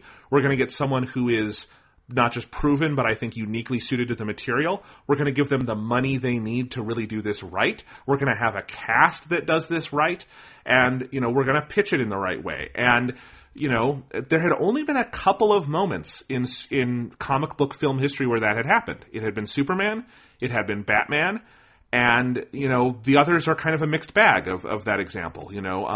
Blade is an in-between thing. I would say the original X-Men is a very in-between thing. Bryan Singer was a newer director. I think he was seemed like, probably the right guy for the material at the time, but obviously was not given the full support to, make an actual X-Men movie. He got to make, X-Men Asterisk, Right, yeah. And so everyone else in town was sort of just putting their toes in the water of do we want to commit to this superhero thing? Even WB, after Batman and Batman Returns, decided, no, let's go over to the kiddie pool. The swimming in the deep end is too difficult. Let's get Joel Schumacher and put nipples on these bat suits, right? But this was a moment where, no, we're going to get a real filmmaker and we're going to do this right. And that has pretty much always been the way you make any movie, is you put talent in front of and behind the camera. But it eludes people at different points in history with superhero films. It's eluding Warner Brothers right now with their fucked up superhero universe, which is, hit and miss, to put it mildly. But yeah, this is one of those moments where it worked, and yes, it's because of Sam Raimi. Everyone who worked on this movie has talent, and there's, so many people to praise up and down the board on this film, but there's no doubt, you look at this, it's a Sam Raimi film, and his horror chops come out in some scenes, and his comedy chops come out in other scenes, and his just sort of weird, askew way of observing the world comes out in other scenes where I think he creates characters who feel very human and very broad at the same time, and not everyone can do that. That's a weird mixture, but it is a mixture that happens to exist very strongly in the world of comic books, and that makes him the right guy to do a comic book movie. I'll tell you, every time I go back to this one in Spider-Man 2, I'm just thinking to myself, if Sam Raimi ever needs, another beach house or something, I would really love for him to do another superhero movie someday, Fuck it, make Spider-Man 4. I don't care. Just have two Spider-Man movie franchises going at the same time. Oh, I still want to see his Spider-Man 4. We'll get to that when we talk about Spider-Man 3, which was never intended to be the last film. They were inactive. They were almost ready to shoot Spider-Man 4 with John Malkovich as the Vulture, and I'm really sad we do not live in the universe where that happened. Yeah. But yeah, I would rather see Sam Raimi do an original horror film or something that's closer to his heart. But fuck it. Sam Raimi's Thor is a sentence that sounds amazing to me. Yes. No. Yeah. No. It would be awesome to see him go back to comic books and do another superhero movie, but he fucking knocked it out of the park with what he needed to do. Absolutely. So these are the only superhero movies we get from him. We got at least two amazing ones, and then Spider-Man 3 is still an open question because it's been a long fucking time since I watched that movie. It has. I will say, a lot of the worst superhero movies have come out after Spider-Man 3, so people who still make those lists of Spider-Man 3 is the third worst superhero movie ever, fuck you, it's not even in the bottom 20. Yeah. Yeah, because Suicide Squad exists, guys. Amazing Spider-Man 2 exists. We have probably two worst Spider-Man movies. Again, I don't want to lay too many judgments about Spider-Man 3 till we get there, but yeah, me too. That one I haven't seen since 2012, and I should say, I know it was 2012 because the last time we talked about these movies on the podcast as a main topic was episode 3 of the Weekly Stuff podcast, in 2012, we did do a retrospective of the Spider-Man trilogy. It was much shorter, it was not as in-depth, and we were younger and stupider, and the audio quality sucked. So I don't recommend you listen to it. Yeah, but, I also have literally no recollection of having done that, and you mentioned that to me when I told you that we should do these episodes. I was like, we didn't. There's no way we. I know we talked about it at some point forever ago. We did some like superhero movie list, but you were like, no, we totally did. It's like, oh fuck, I guess we did. Yep. So anyway, it's out there, but I figure it's been 248 episodes since then, so it's okay. We can go back on this. A lot has changed for us, and a lot has changed for superhero movies. So they need to be rewatched again. So let's talk about Spider-Man, Sean. All right. Where do you want to start, Jonathan? 2 things. Why is there the opening and closing narration in this film? Because it is the most, qualitatively incongruous thing in this movie. Because it is bad, and it is poorly written, and it makes no sense thematically or tonally. And 2, why is the guy who delivers that narration, Tobey Maguire, such a perfect Spider-Man? Well, in answer to number 1, I feel like that is the most 2002 thing about these movies. And there's a lot of stuff about these movies that's feels very dated in that way, that it's makes me feel old because I remember watching this movie in the movie theater and I don't like thinking about how dated it feels, and then it's this is an old fucking movie. But yeah, this movie is old enough to drive this year. It's 16 years old. Oh, Jesus Christ. Yeah. Yeah. Ugh, don't want to think about that. But yeah, you are right. The narration is kind of weird and feels out of place, but also there's something about it that's it so needs to be there. I don't know. It's so what this movie is. It feels like something a studio head wrote on a napkin and handed to Sam Raimi at a rough cut of the film, and Sam Raimi looked at it and said, Why is his story not for the faint of heart, Mr. Studio Guy? It's Spider-Man. It's fun. What about his story? We're not doing Schindler's List, guys. We're doing Spider-Man. Why does he say this? And they're like, Sam, just put it in the fucking movie. We'll give you another $1 million. Yeah, but also at the same time, there is something I love about the fact that this movie ends with Tobey Maguire saying, "Who am I? I'm Spider-Man," and then it's smashing into the end credits with a little bit of the Danny Elfman theme, and then goes into the most 2002 fucking song. I don't even remember the name of the band that did the fucking song that starts Hero or whatever that song's called. I'm gonna look that up because I kind of love that song, but purely on a 2002 nostalgia level. Yeah, it's very dated. But yeah, while you're looking that up, let's talk about the real thing of import there, which is Tobey Maguire being our Peter Parker / Spider-Man, our leading man, as it were. Which is it feels like weird casting. Even now, when I look back on it, it's Tobey Maguire just seems like he's such a different kind of actor than you would normally get for a superhero movie then and now. I feel like he feels like an actor that's for indie movies, that's his scene, that's his acting style. He's not a big blockbuster Hollywood leading man. He's so far away from a Hollywood leading man. It's kind of ridiculous. But that is the thing about him that makes him the perfect Peter Parker, because what these movies do with him, and it was very contrasted with how the Amazing Spider-Man movies dealt with their Peter Parker character, is these movies do a very Steve Ditko-esque, super nerdy, super awkward, lanky, strange, socially just not all there character, which is who Peter Parker is. He is the wallflower. He is the guy that everybody picks on. He is the guy that, runs into the cliche movie bullies because that's the fucking school he goes to. And he loves science, and he loves fucking electron microscopes and radioactivity and all that horse shit. And he lives with his very nice doting, strangely really old Aunt May and Uncle Ben. That's still the age thing. I've never quite worked out how that's supposed to work. But yeah, he's this awkward, strange guy who then gets these superpowers and kind of doesn't know what to do with them, and it throws his entire life out of balance. And that is the premise of Amazing Fantasy 15, which is where Spider-Man comes from. And so much of, particularly the first third of this movie, is just with a couple of modernizations like the organic web shooters instead of the mechanical stuff. It's a pretty straight adaptation of what Amazing Fantasy 15 is and what the Spider-Man origin story was. Like, down to all, like, the weird wrestling shit and all of that. And then, obviously, great power, great responsibility. That, you need to nail that aspect of the character. You need to nail what was the thing that made Spider-Man in his first appearance, which was not intended to be an ongoing monthly character. He appeared in one story out of, I think, 2 stories in Amazing Fantasy 15, which was the last issue of that, like, anthology series before it got canceled. And that appearance of Spider-Man was so popular that Marvel immediately had to turn around and give the character his own monthly ongoing series. Back when Marvel didn't have many monthly ongoing series for characters at all. It was like Fantastic Four and Incredible Hulk, I think, were maybe the only other 2 character-specific books they had going on at that time. And maybe even, I don't even know if Hulk actually had his own series. I think he was maybe also in an anthology series at the time.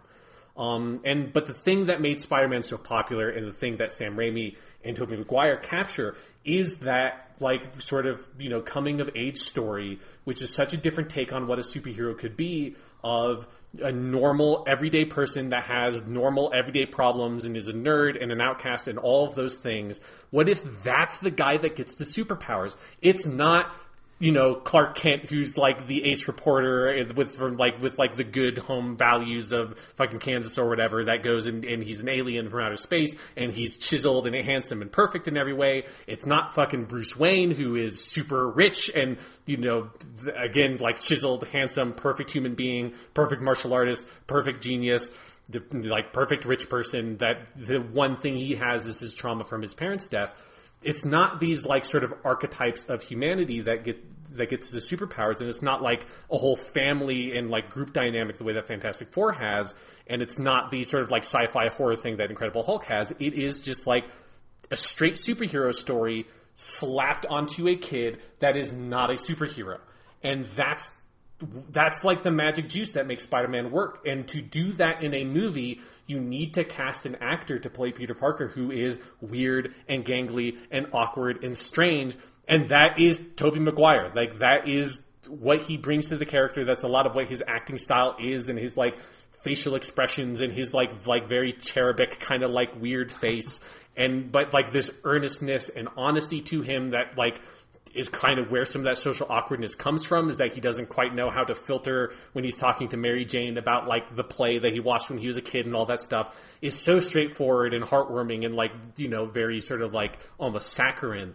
But it's very true to that character and that archetype, and it's so interesting to see that person get, like, handed all of this ridiculous power, and how do they deal with that situation? That's the heart of Spider-Man, and Tobey Maguire is the actor you need, because if you cast Christian Bale or, Hugh Jackman or other, like, Hollywood leading man types that are very good for the characters that they were cast as, if you cast them in Peter Parker, everything about that character just gets, like, drowned out. And we know that because that's what they did in 2012 when they cast Andrew Garfield. To condense and summarize what I think you're saying, which I agree with completely, Tobey Maguire is the right guy for Peter Parker because you don't think he's going to be the right guy for it. And it's that way because Peter Parker, you don't think, is the right guy to be Spider-Man. Yeah. If you pull off the mask, you think you're going to get, under Spider-Man's mask, Hugh Jackman. You think you're going to get Andrew Garfield. You think you're going to get a chiseled, polished movie star, and you're not. You're going to get an awkward kid who is like you and me and everyone else, just trying to get by in daily life. And Tobey Maguire could do that. And I think, and I know this is an unpopular opinion today, and I think it's weird and it says something bad about our culture that it's an unpopular opinion, I think Tobey Maguire is as perfect for Peter Parker and Spider-Man in this movie as Christopher Reeve was for Superman in 1978. I agree, 100%. Yeah. He's the guy. You watch him in this, and he just is Peter Parker. He feels human. He feels real. The world of this movie is broad and colorful and comic booky, and it has the silliest, most wonderful villain in it. But at its heart, where the anchor of the movie is, Tobey Maguire is not giving a comic book movie performance. He's not giving an over-the-top performance. He's giving the same performance he would give in October Sky or Seabiscuit or one of the other, movies he was doing at the time in like the art house space, which is he's getting to the heart of this character. What is his issue in life? How does he feel alienated from his surroundings? What is his relationship with the people around him, whether that's Uncle Ben or Aunt May or Mary or Harry? And it's thinking about what makes him human, what makes him tick, what makes him vulnerable, what makes him strong. And I think every time I watch this movie, and Spider-Man 2 and 3 for that matter, I am struck further and further by how deeply human Tobey Maguire's performance in this movie is. And in fact, I don't know if I can point to another superhero leading performance where the person in the tights feels as much like a real flesh and blood human being to me as this one. Yeah, it's one of the things that's very interesting to me about Tobey Maguire in these movies, because and more like the cultural reaction to him, because there has always been a certain section of the audience that has rejected Tobey Maguire and his performance in these movies. In a way that reminds me to like link into our other series of podcasts we did with Star Wars, of that like some people had with Mark Hamill, of like people.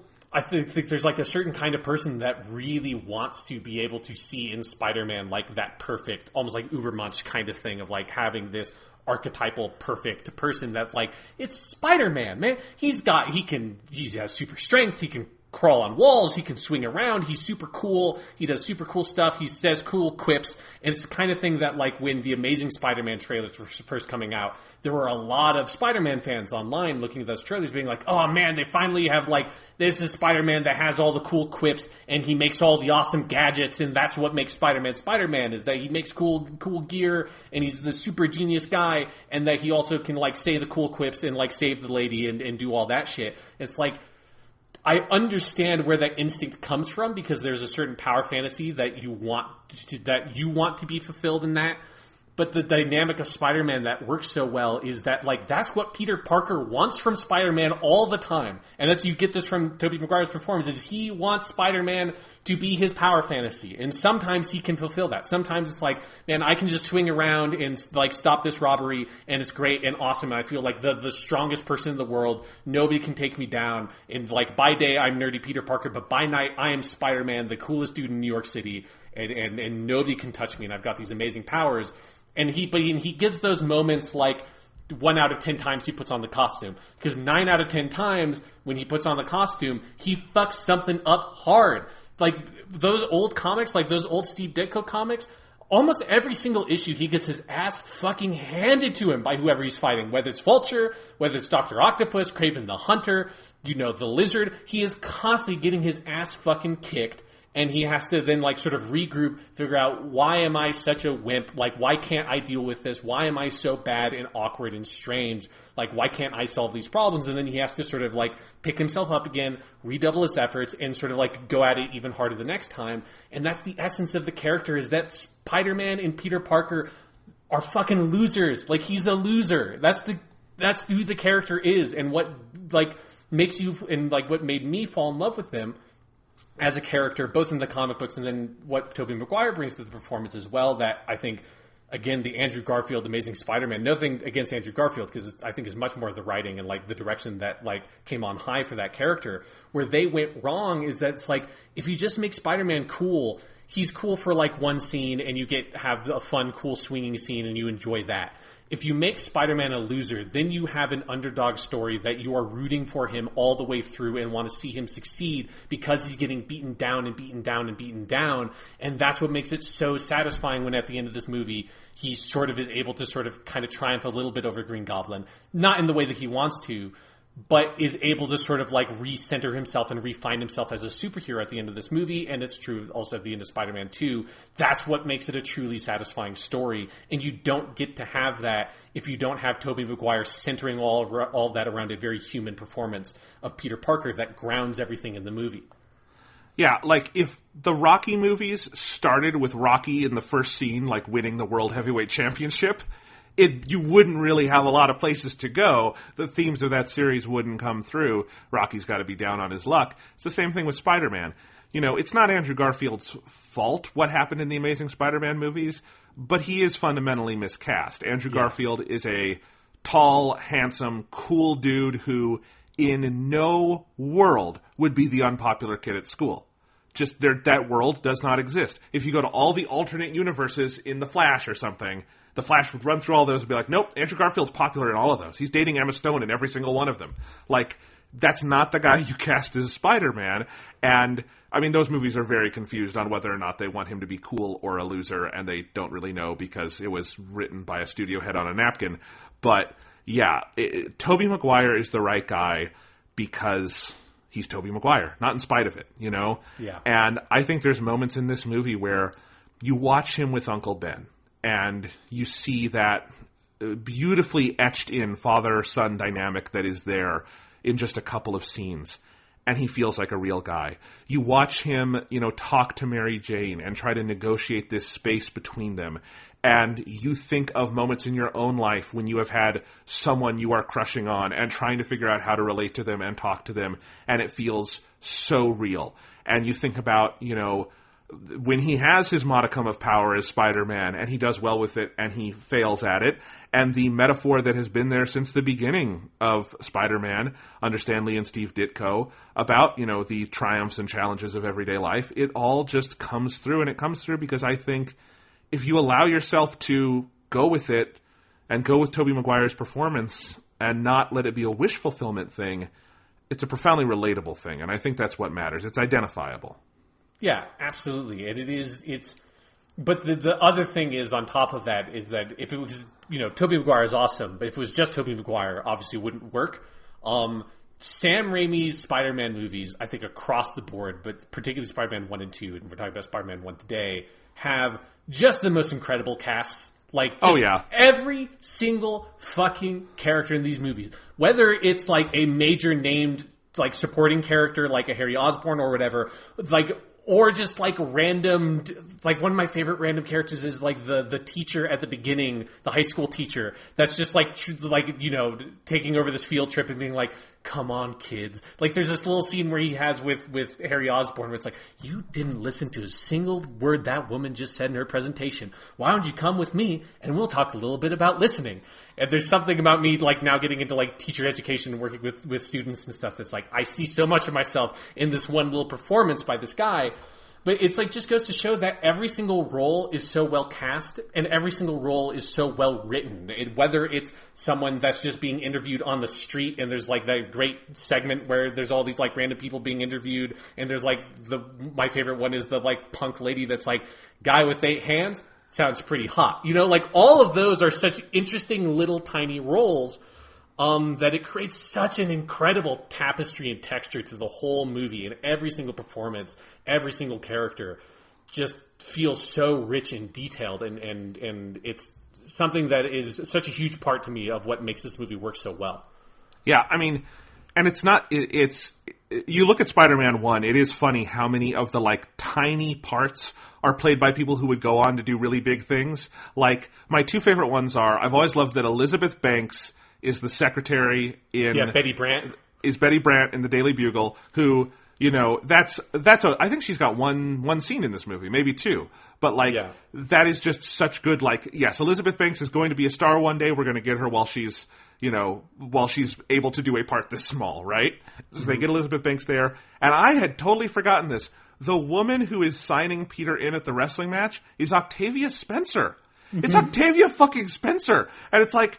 It's just like there are casting instincts on display in this movie where tiny parts are played by people who either would go on to big things or were just great in their own right. Like J.K. Simmons as J. Jonah Jameson, or one of my favorites, Robbie Robertson, being Bill Nunn from Do the Right Thing. Yeah. Who is an awesome guy. That's not, in and of the world of the movie itself, a part you need an actor that good to play.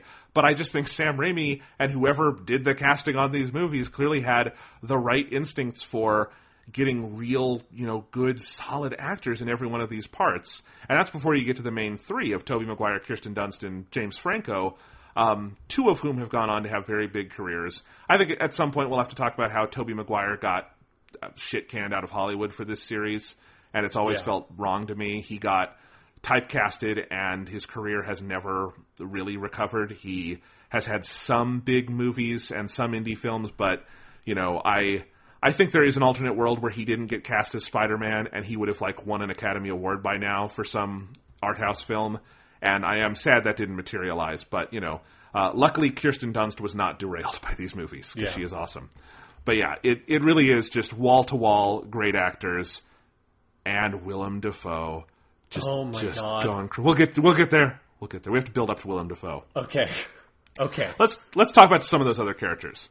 And I actually want to start with two I didn't name yet. Aunt May and Uncle Ben. Mm-hmm. I feel so bad for anyone who ever has to play these characters from now on, because they are the definitive Aunt May and Uncle Ben. You just can't do better. Cliff Robertson and Rosemary Harris. Rosemary Harris, there you go. I feel so bad I forgot her name. She's so good. It's like it's same with J. Jonah Jameson and some of these people. It's like there's some weird 3D printer that prints actors, and you put the comic book in the printer, and Cliff Robertson comes out as Uncle Ben. Yeah, it's utterly uncanny, and it's probably like one of the driving factors, probably one of the couple of driving factors behind the Marissa Tomei Aunt May in the Marvel Studios Spider-Man stuff. Is that, like, you just have to go in a different direction.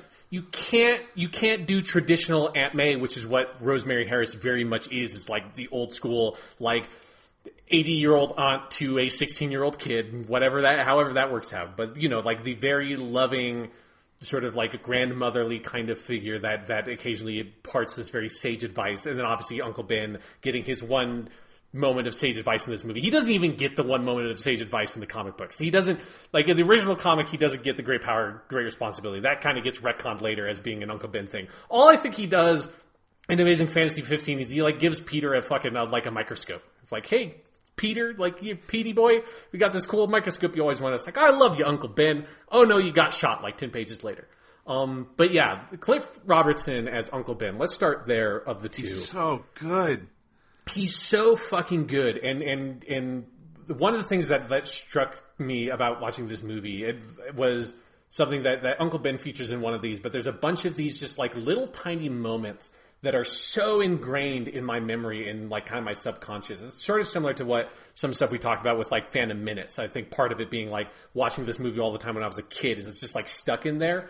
But the scene where Uncle Ben is first introduced, where he's standing on that stepladder and screwing in that light bulb and says, "And let there be light," which I'm almost 100% certain, since my family's not particularly religious, that it's probably the first time I ever got that biblical reference. And like, there's like, oh, that's the Bible something. It's like, but it's such a striking scene that imparts so much about this character right there. And it's so... there's a lot of like dense exposition that like technically happens. It's exposition between Uncle Ben and Aunt May in that quick little scene where he screws in the light bulb and he's talking about like, oh, you know, I like, because it's the whole thing of like, oh, don't fall on your ass. It's like, hey, I'm already on my ass, Aunt May. Like, you know, when the lead plant electrician gets laid off after 30 years, what can you call it but being on my ass? And then he's looking for a job, and it's all like the computer stuff. He has a great little line of like computer analyst. Oh God, these days even the computer need analysts. You know, like there's a lot of exposition that technically happens there to sort of give you the context of what Peter's family life is and what his background is and what his sort of like socioeconomic class status is, because it's the first time you're sort of introduced to that side of the character in the movie. But it is done in such an artful, skillful way, both in the writing, but so much in the performance of Cliff Robertson and Rosemary Harris and their chemistry together in this sense of this married couple that's been together forever and they love Peter to pieces, but they have all these sort of financial troubles in the background that they need to deal with. They're kind of hiding and sheltering Peter from. It's conveyed so powerfully in that scene, and it is just so etched in my memory of being this very distinctive, interesting scene that there's nothing flashy that happens in it. There's no big action scene. There's no huge joke or anything. There's no like massive punchline. It's just really snappy dialogue and two really solid performances that just help sort of like kind of like we were talking about with like the Tobey Maguire performance and grounding the movie. It just sort of like settles you into the reality of the situation that these people have to live under. Cliff Robertson and Rosemary Harris feel like real people. They feel like people who could be in your own family that you would go out and meet. That, you know, they like 30 minutes into this movie, you feel like you just know them as human beings, and you can just buy that you would see them around at the grocery store or at church or something like that, you know? And, you know, again, I don't want to just make this a big beat-up session on The Amazing Spider-Man, but it's a good comparison. Like, Martin Sheen is Uncle Ben in those movies. And Martin Sheen is a wonderful actor. I will never say a bad word about Martin Sheen. He's fucking great. He is a national treasure. But the problem with making him Uncle Ben is he's Martin Sheen. And you're not going to get away from looking at that guy and saying, that's Martin Sheen. You know, you're not going to be able to look at him and say, that's Uncle Ben. And with Cliff Robertson, you know, he is, I think he was a great character actor, and I think you look at his list of credits, he did a lot of great stuff in his life. He sadly passed away. But, you know, he's the kind of guy who could come in and he projects this aura of normalcy and reality to that role that I think is really key. There's no ego in that performance. And it's the same with Rosemary Harris. And, you know, even more so for her, because she obviously has to carry more of this film on her shoulders and the next two films. Although my favorite Uncle Ben scene isn't even in this movie. I think it's the one in Spider-Man 2 that makes me cry every time. Yeah.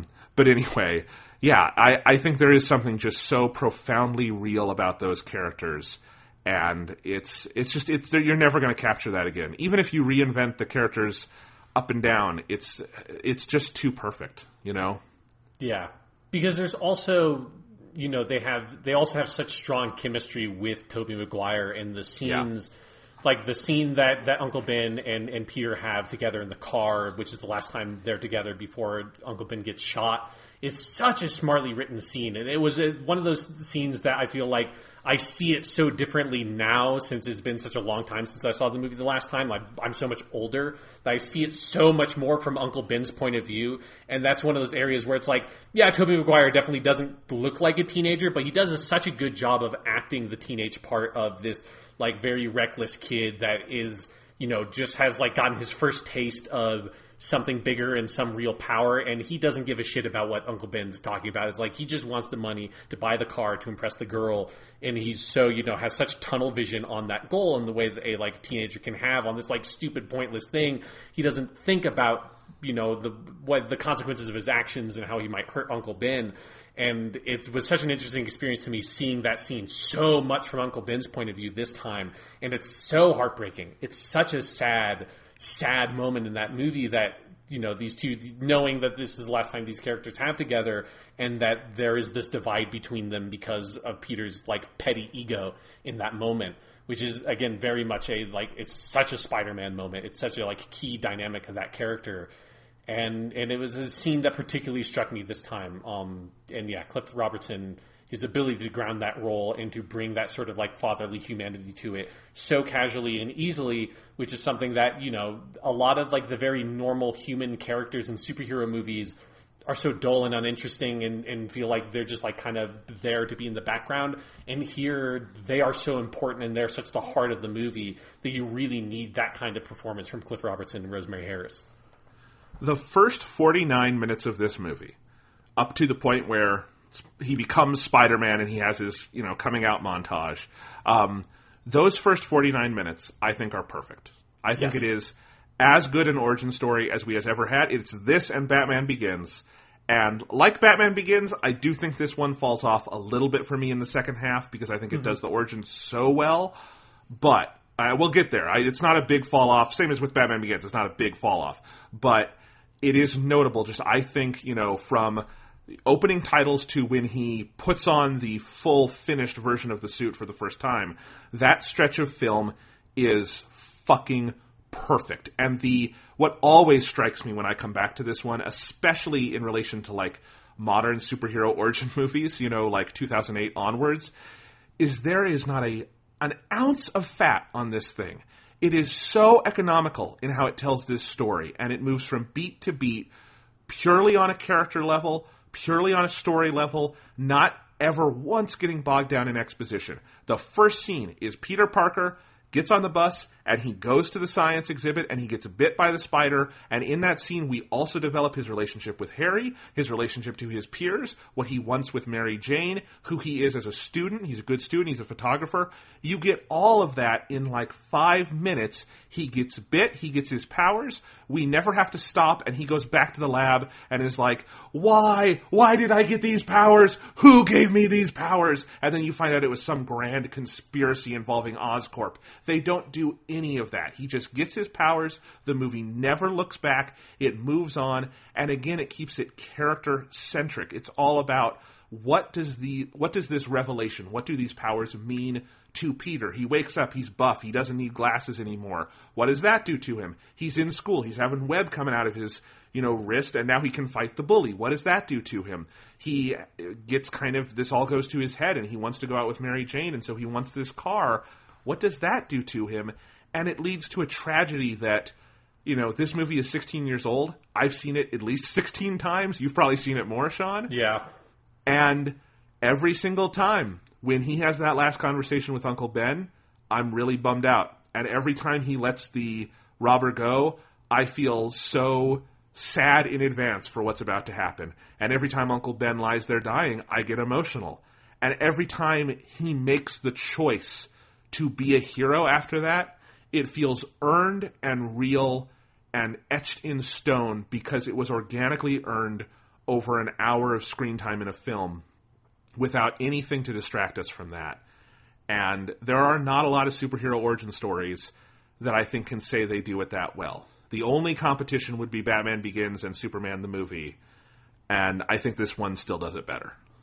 Yeah, I think part of it is, I think that it's like Sam Raimi does such a great job of using Amazing Fantasy 15 as this like skeleton and sort of like it's very rare in comic book movies, like weirdly enough, to have like strictish adaptations of specific materials and storylines. You generally have like a broad adaptation of like, oh, like Batman's parents get killed, that's his origin. But it's like the origin story told in Batman Begins is like cobbled together from a billion different Batman comics and a billion different sources because his origin has been redone over and over and over and over and over again.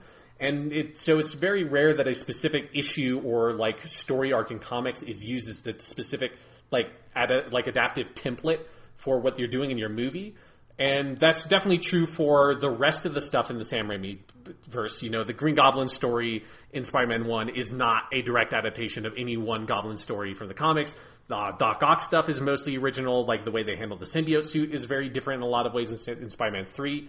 But for the beginning of Spider-Man 1, with the exception of the material that they insert for to set up the Green Goblin, which I think is very well done and paced well and all that, but with the exception of that, it is a very tight, close adaptation of that original Spider-Man origin story. And that's so much of, I think, what gets you that economy of storytelling is that it's a really tight adaptation of a 30-issue comic book story. And it expands what it needs to expand to be a movie and everything, but it does ultimately feel like the first half or so of this movie, that origin material could be sold as like its own short film. And like, because it's its own story. It's that sort of like superhero fable that original Spider-Man issue is, that again was designed to be its own like contained story when it was originally created.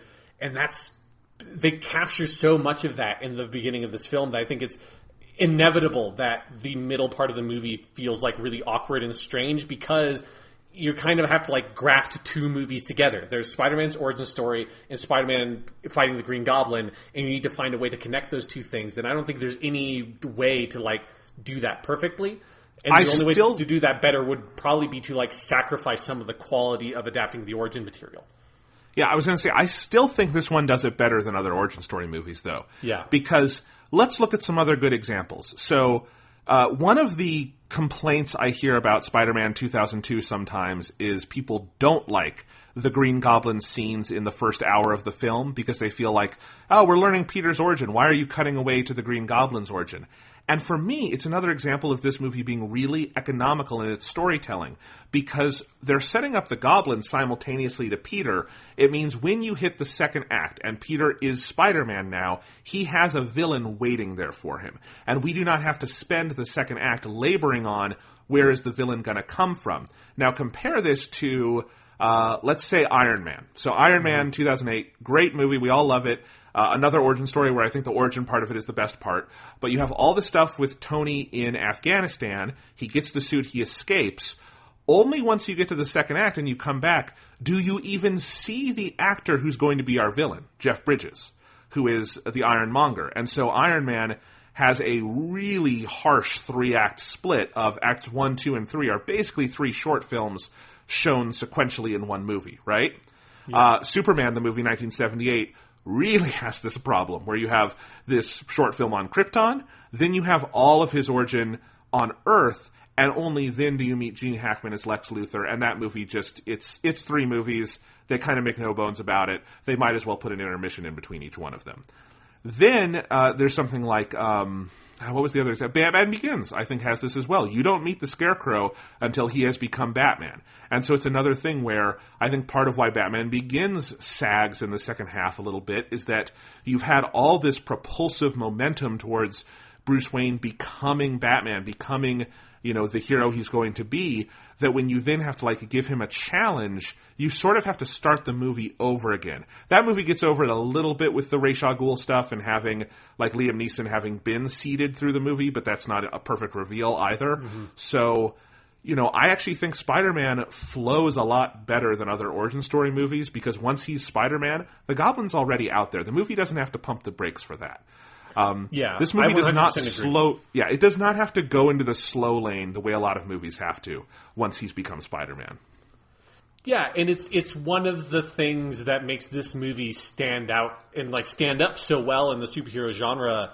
Is particularly today is Marvel has gotten a little bit better at it and has a couple of big successes with Loki and Killmonger in particular, and then now Thanos is also a really good villain. But typically speaking, most Marvel Studios movies and most comic book movies in general just don't handle the villain shit well at all. And it's Dark Knight is a great example of where they did it really well. Batman Begins, the villain stuff maybe isn't that great. Like you said, Liam Neeson's role in that movie is a little bit more interesting. Scarecrow is kind of interesting in theory, but he's introduced too late and not given enough material to feel like an interesting, fully developed character. Bane in Dark Knight Rises is kind of interesting, but also that movie is so sort of confused and strange that it doesn't entirely know how to develop that character once they introduce him. But Spider-Man 1, and then obviously Doc Ock and Spider-Man 2, but we'll talk about that next time. But yeah, Spider-Man 1 and the Green Goblin is such a great example of how to do a villain in one of these movies. And in particular of having, like you said, with the origin story version of it, by directly mirroring the origins together and sort of contrasting Green Goblin's origin with Spider-Man's origin and how, Green Goblin is kind of like a dark reflection of Peter, that Norman Osborn has all the success, he has all the power, he has the charm and the wit and all those things that Spider-Man wants to have. He's a genius scientist that is already established. He has all those things that Peter wants to be able to have when he grows up. But when Norman gets that extra power and becomes not just a very talented person, but a truly extraordinary super person, he doesn't know how to deal with that power and ultimately turns to evil and uses it for violence and to abuse people and to take advantage of society. It's such a perfect way to sort of contrast your hero and your villain, and it builds up the villain as something that is more than just someone the superhero has to swing in and punch, which is what a lot of comic book villains are in the comic books and end up being a lot of times in the movies. It's just Iron Man 2, Mickey Rourke or whatever, that's a character that Iron Man just has to go fight that dude. Nothing in that movie tells you is anything about Whiplash is not some interesting, compelling character. It's Iron Man has, Robert Downey Jr., Tony Stark, Iron Man, there's a lot of interesting personal struggle in Iron Man 2 they has to deal with, and that's the stuff that's interesting, and eventually he has to beat somebody up. Because this is a superhero movie, he has to fight somebody, has to beat somebody up. In Spider-Man with the Green Goblin, it's not just a character he has to beat up, it's a personal wall that Peter has to overcome in fighting Green Goblin and to prove himself as a hero, and Green Goblin represents all those things that are a betrayal of what Spider-Man needs to become, on top of then being this sort of dark version of the father figure as well, with Uncle Ben and Norman trying to sort of force himself as this aspirational father figure onto Peter that Peter ultimately needs to reject. He is also the only comic book villain who's ever been played by Willem Dafoe. That is also true. Willem Dafoe in this movie is a lunatic escaped from a crazy loony bin. I was going to say an asylum, but that sounds too real. Like literally like a Looney Tunes set. Like he was in Toontown on Who Framed Roger Rabbit. He got out. He became a real boy. And then he went on the set of Spider-Man and just went fucking crazy. And you can just hear Sam Raimi behind the camera in every Willem Dafoe scene cackling his ass off because he knows what a balls-to-the-wall performance he's getting out of this guy. And it is a testament to how well grounded so much of the like emotional action of the film around him is that Willem Dafoe pulls this off. Because he is crazy. There are so many little moments that I love. My favorite one in the movie, because it is so bizarre, I don't know how an actor makes this performance choice, but it's Norman Osborn, super rich, cool scientist dude, is laying down on the table early on to do this test on himself, and they put down the metal bar on him, and he goes, "Oh, it's cold." I love that. It is so weird. It's such a great moment though, because that's like another one of those of like when I was talking about like the light bulb scene with Uncle Ben. That's another one of those little moments in this movie that I remember so distinctly. Is like I have no idea how that moment comes about. I don't know if that was like a weird thing that like the thing was actually literally cold and Willem Dafoe just reacted that way and Sam Raimi used the take. I have no idea if that was in the script or not. But it is such this little humanizing thing of like, it's like, yeah, of course it's cold. Like, there's these big, weird iron bars, like he's like fucking going into a roller coaster with his shirt off. It's just like strapped to his skin. It's like, ugh, it's cold. And it's one of those things that like, it's such a fucking Sam Raimi kind of moment of it's just a little bit offbeat. It's very funny and weird and sort of like plays with like, it sort of like sucks the tension out of the room in some ways of like, this big ominous scene of the Dr. Jekyll, Mr. Hyde thing that's about to happen.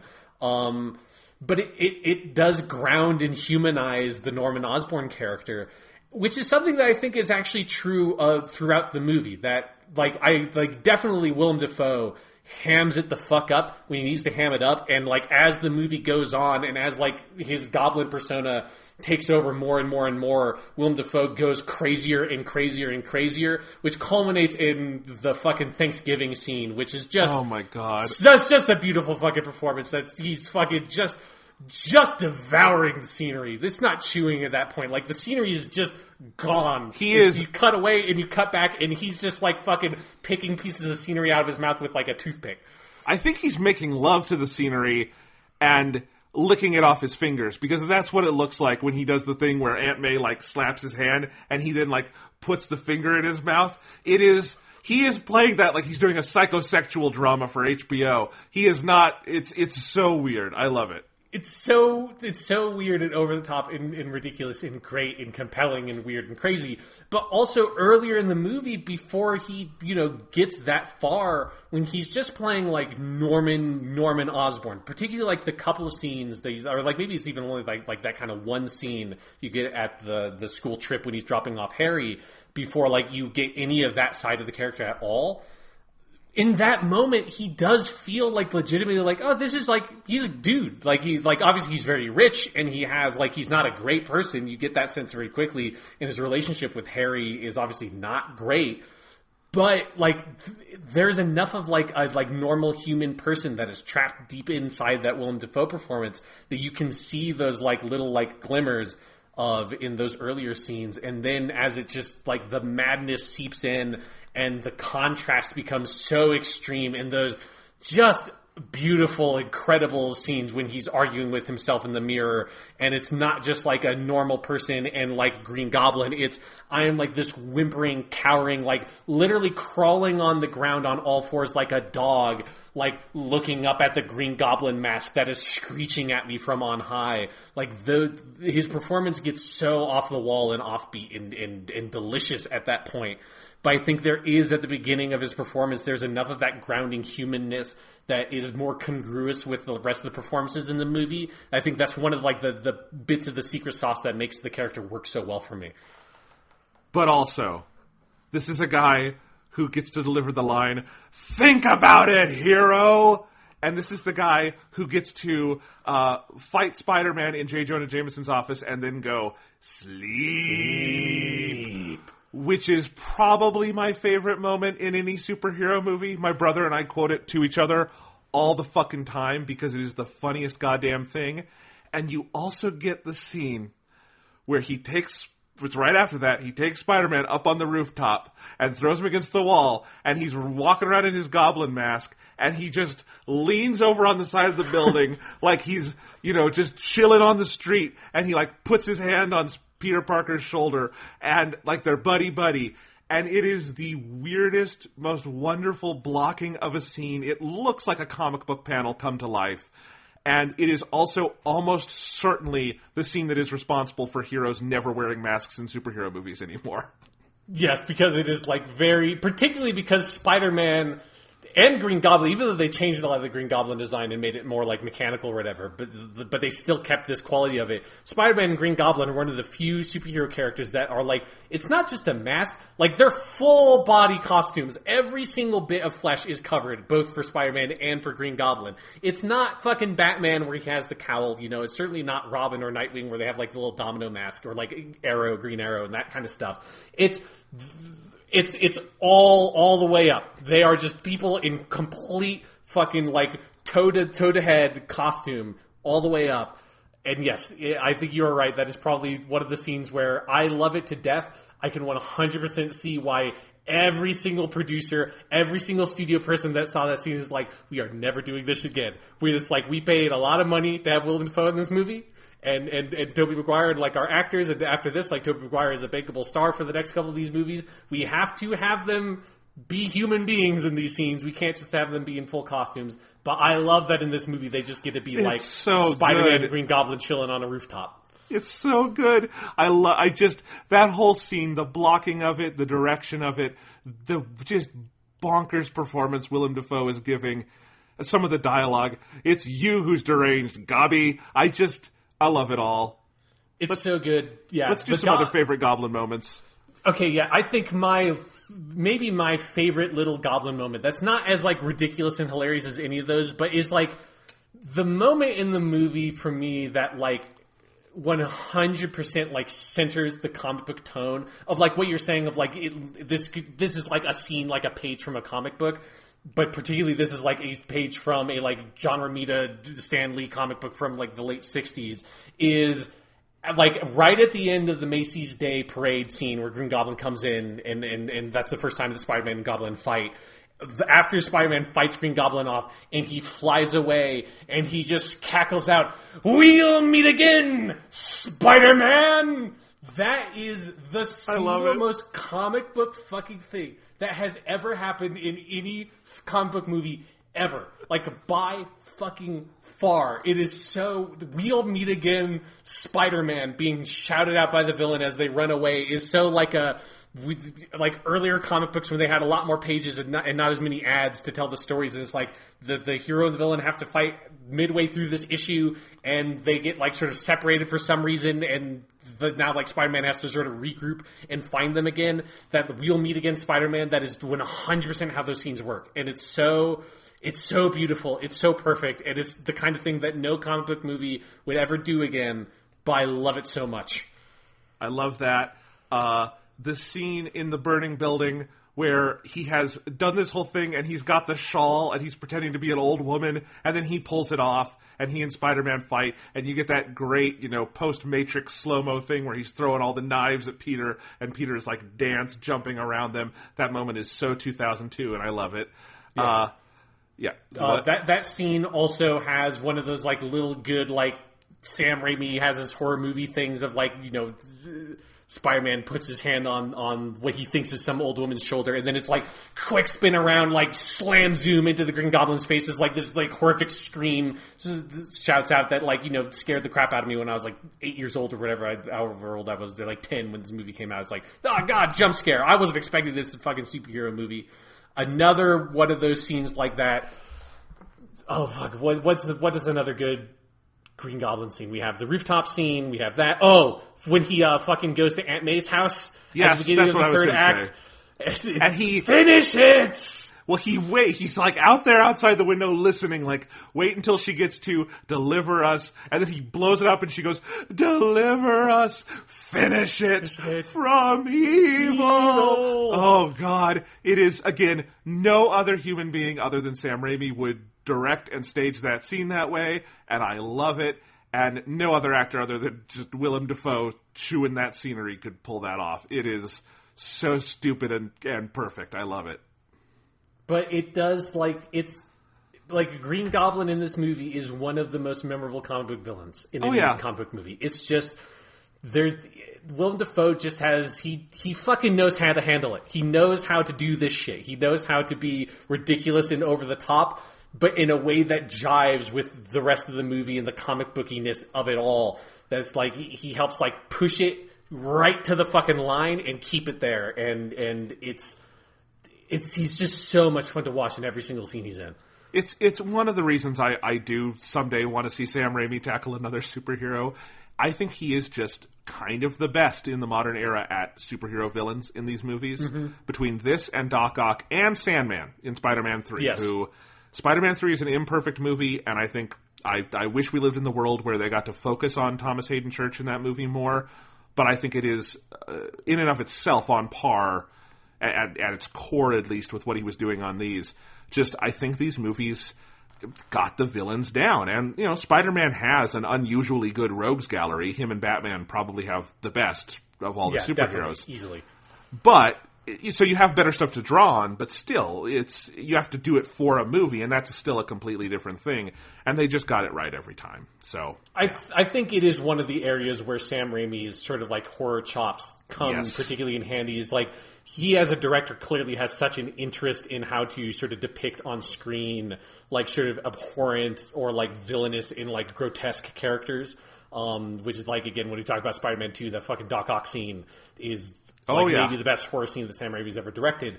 But just in, like, it's not even just being able to have scary moments. I think it's being able to portray some sort of creature or villainous grotesque thing in a way that's really compelling for the audience, the way that the Deadites are in Evil Dead and Evil Dead 2. Yeah, it's good, and I'm still mad we never got to see the John Malkovich Vulture movie. We got Michael Keaton, and that was great, and I love it, but I still want to visit the alternate universe where John Malkovich played the Vulture. And Anne Hathaway was supposed to be in that playing, God, what's her name? The cat burglar lady. Black Cat. Black Cat, yeah. Which, it was kind of funny, because then Anne Hathaway would literally play Catwoman in Batman. Which is the same character. They are just the same character. There's no bun. You can't make any buns about it. Yeah. I think it would have probably been better in the Spider-Man one, because she's really good in Dark Knight Rises, but Dark Knight Rises doesn't quite have time for her. Yeah. So also, while they are basically the same character, Black Cat is the better version of those two characters. I agree. Obviously I'm biased Spider-Man, but still. Oh, man. Black Cat's way better. So they've confirmed, Sean, that the next Spider-Man movie, Far From Home, is going to be about Spider-Man going to Europe. Mm-hmm. And they need Black Cat in that movie. Just, that should be it. Like, he meets like a cat burglar in Paris and starts like a European summer romance with her. And like, that's I'm mad that they're not going to do that now. It's the perfect opportunity to tell that story. It is ridiculous to me that we are on the third Spider-Man movie franchise and we still haven't done Black Cat yet. Like, she is... Asterisk, all the Amazing characters. Spider-Man 2 did cast Felicity Jones as that character. But nothing happened with They her. never really did it. And like, I think Spider-Man 2 originally was going to have Black Cat in it, which is why she's in the video game version, because they were basing it on some of earlier scripts. But yeah, they've kept on trying to get Black Cat. Never quite found the opening. But that's neither here nor there. Let's get back to Sam Raimi's Spider-Man. So we talked about Spidey, we talked about Uncle Ben and Aunt May, we talked about the beginning and the origin, and we talked about our beloved, beautiful Green Goblin and Willem Dafoe. Mary Where Jane should we go? Watson. Okay, yes. Kirsten Dunst as MJ, the girl next door. Another person who does not get enough respect for their work in this movie. Kirsten Dunst is one of our great actors of the 21st century and the late 20th, because her work in the 90s is also superb.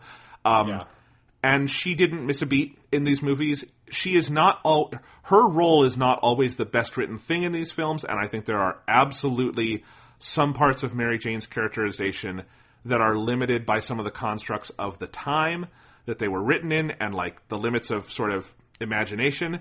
But I think Kirsten Dunst is superb in these films. She is completely the mirror image of Tobey Maguire in terms of projecting that humanity and feeling like a down-to-earth, real person inhabiting a, fairly down-to-earth, real representation of New York, at least in a lot of the small in-between moments. I think Sam Raimi clearly loves this city and likes to show its, kind of raw, fun edges around things. That's why you have that montage of all the people commenting on Spider-Man. And I think she's superb in this. I think she's even better in Spider-Man 2. I've always, honestly, people like to bitch about Venom and stuff in Spider-Man 3. I will always think the biggest problem in Spider-Man 3 is that they don't know what to do with MJ. Probably more than anything else. But she's so good in these, and she and Tobey Maguire have real chemistry, which is a hard thing to come by sometimes. Yeah. No, I agree. And it's really telling to me that superhero movies have generally just abandoned the idea of doing the love interest. Like, Marvel Studios toyed with it early on, and like Iron Man, Thor, and Captain America all have love interests in their first movies. Like, Pepper kind of sticks in and out with the Iron Man stuff, and she's sort of like, after Iron Man 3, she's kind of been, Gwyneth Paltrow has kind of like showed up a couple of times in other Marvel movies, and they kind of like sort of kind of half suggested in like, what was it, Winter Soldier, they have Sharon Carter right in one of those, like, yes. She's sort of kind of there. They just like, she's realize... in Civil War as well, and they make out, but we have not seen her since. Right, yeah, and I had completely forgotten that scene happens. And then, you have like Thor just basically says like, Natalie Portman, you can go do other stuff because we don't know what to do with you with these movies. We have no fucking idea. And so it just kind of feels like, unless it's something like Guardians where it's like, a group movie, and so it's like very core to kind of like what you're doing with the group dynamics, a lot of superhero movies feel like they've just kind of abandoned that concept, like Man of Steel I don't like that movie at all, but also just like doesn't, and I don't think this is a bad thing about that movie, it doesn't really give that much of a fuck about the Clark Kent Lois Lane relationship. Like, it is technically in the movie, but it's not a feature of the plot the way that the typical love interest kind of plot lines are. And I think it is. I used to be, I think, a lot more dismissive of Kirsten Dunst and MJ in this movie, and now coming back to it, I'm more with you, Jonathan, of that. I think she gives such a fucking stellar performance. I think the character is underwritten in a couple of scenes, but there are moments, like particularly the scene where she and Peter have their kind of like heart to heart after while he's taking out the trash at night, and she just runs out of the house because her dad is yelling at her. They give you those little bits of insight into her life, like that, and the scene where they meet on the street and she is in her like diner clothes and doesn't want to show him it. Like, those little scenes, like everything else, like add a little extra touch of humanity and a little like just a little bit more than what another comic book movie would go for. Like, another comic book movie would just do very straight versions of those scenes and wouldn't include something like, that obviously Mary Jane has this very troubled home life, or that she's struggling with finding work like Peter is. But this movie does give her those like really human groundings that like she's dealing with the same kind of bullshit that everybody else is dealing with. She's not this like perfect girl that like Peter just is crushing on because she's perfect and beautiful and can't see anything else about her. There is something about it that like makes it work so well for me that I feel like Peter really cares about her. And like, I really do actually buy their relationship in this movie because you see more of like the messier sides of Mary Jane as a character than you ever get to with like that kind of archetypal role in these movies. Yeah, I've been thinking a lot about this because in many ways, the Mary Jane Watson of the Sam Raimi Spider-Man movies is an anachronism. We don't write women in superhero movies like this anymore. We generally don't write them like this in blockbuster movies anymore. She comes out of a much more old Hollywood archetype of the girlfriend character, for lack of a better term. But that doesn't have to be all bad, because if you do it right, you can still give the character depth and interiority on their own terms. We're viewing them through the lens of the male hero. That's absolutely true. But, Mary Jane Watson in this film has interiority. She has wants and desires and flaws and foibles that are separate from the main character. They reflect on him, but she is a three-dimensional person who, when she is off-screen, you sort of feel that her story is continuing in its own way. And I think one of the things that's happened as superhero movies have moved away from this archetype and tried to re-envision the archetype is in some ways they've done it better and in some ways they've done it worse. You know, like I think one of the models for how this is done a lot now is like Nakia in Black Panther, played by, I'm forgetting her name now and I feel bad about that. The Oscar-winning actress from 12 Years a Slave. But Nakia in Black Panther, you know, like she has history with the main character, she has history with T'Challa, but she is out there doing her own thing. She is very active in the plot. She helps T'Challa and Black Panther, you know, on their adventures. And, you know, as I said, she's very active in her own way. They have a romance, but it is not sort of the main thing. It is not like T'Challa throughout the movie is pining for her, and that is why he does the things he does. Their motivations are much more separate as individuals and as people, and they get to be separate characters. And that is a good thing in a lot of ways, because it gives you a lot more things you can do with, like, T'Challa as a character, because, you know, he's the fucking king of Wakanda. He's got things to worry about, right? It makes sense. Yeah. It makes Nakia feel, obviously, that she has a lot more agency, and the character resonates because of that. But one thing that does happen is Black Panther is a much more crowded movie than, like, Spider-Man 2002, you know? Spider-Man 2002 is a pretty small ensemble. Black Panther has a bajillion characters, and they're all great, and it balances it really well. But as far as the romance goes, there's not a lot you can say about that relationship there. It's just not a major focus of the movie. And I think that's fine, but one thing that does happen is I think, you know, end of the day, when you are still telling a story from the point of view of a, you know, male main character, the female, the women in his life, the love interest character, is still viewed through that lens. They still exist as a function of something that is being reflected upon or reflecting on the protagonist. And you can only run away from that so far without completely reinventing, you know, from the ground up how you're thinking about these movies. And so what you gain in some of these things of creating extra agency, I do think you lose sometimes in getting an actual sense of interiority in who this person is.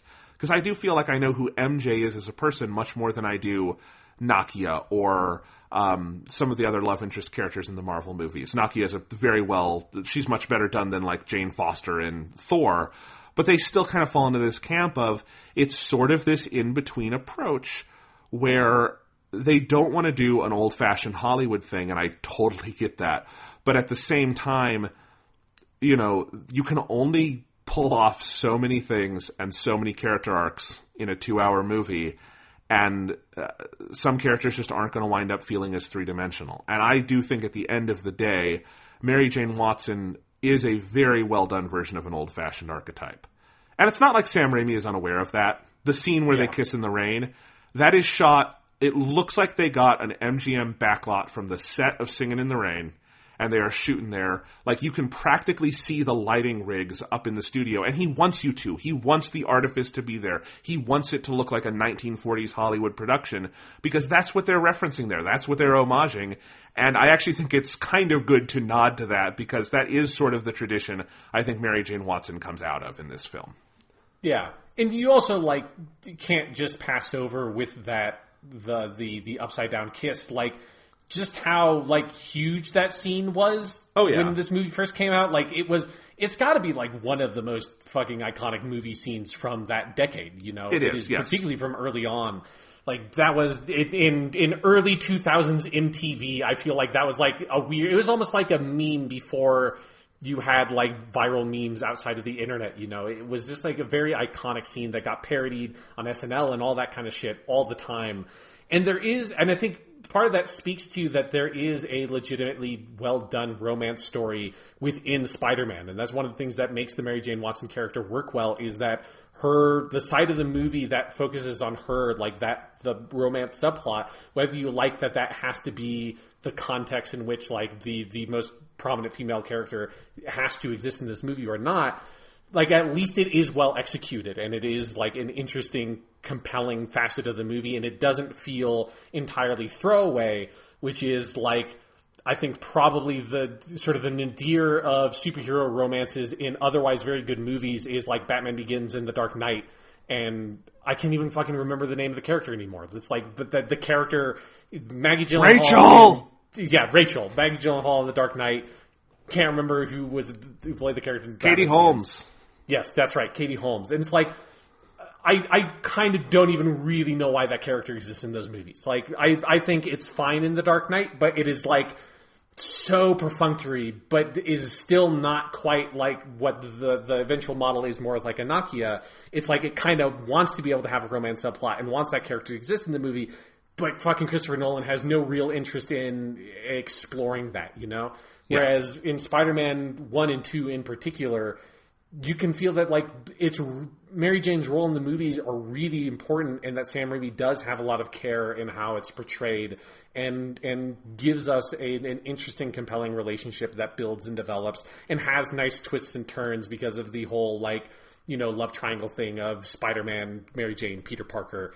That if you want to see more of that, you can read Spider-Man Loves Mary Jane on Marvel Unlimited app near you. Very good comic book. And see our past podcast where Sean talked at length about it. But yes. Yeah, I think what I'm trying to say here, and I think an easier way for me to say this is Spider-Man is a romance. It is a romance film in a lot of ways. It's a superhero film, but it is also a romance because the primary character dynamic isn't really actually Spider-Man Green Goblin. It's Peter Parker, Mary Jane. And the other stuff plays out as a reflection of that. But it is this, you know, big romance story.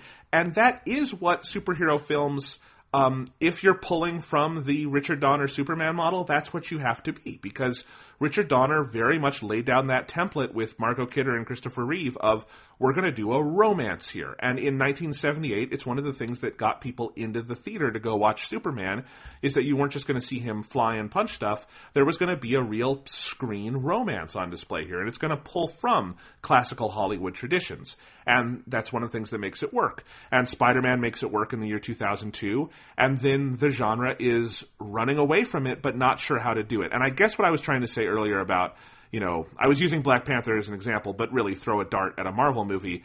I was using Black Panther because it's a particularly good film.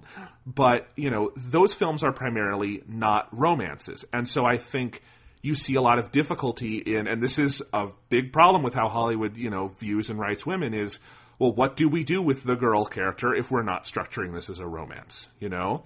Mm-hmm. And I think Black Panther is a good example of, like, I think we're starting to see a paradigm emerge where you can just have the character outside. Like, there is a romance, but the movie is not a romance, and the character can exist outside of that. But I think that paradigm is still emerging. I think people are still figuring out how to do that, in part because not just this comes from a cinematic tradition of romances, but it's a big deal in the comics, too, you know?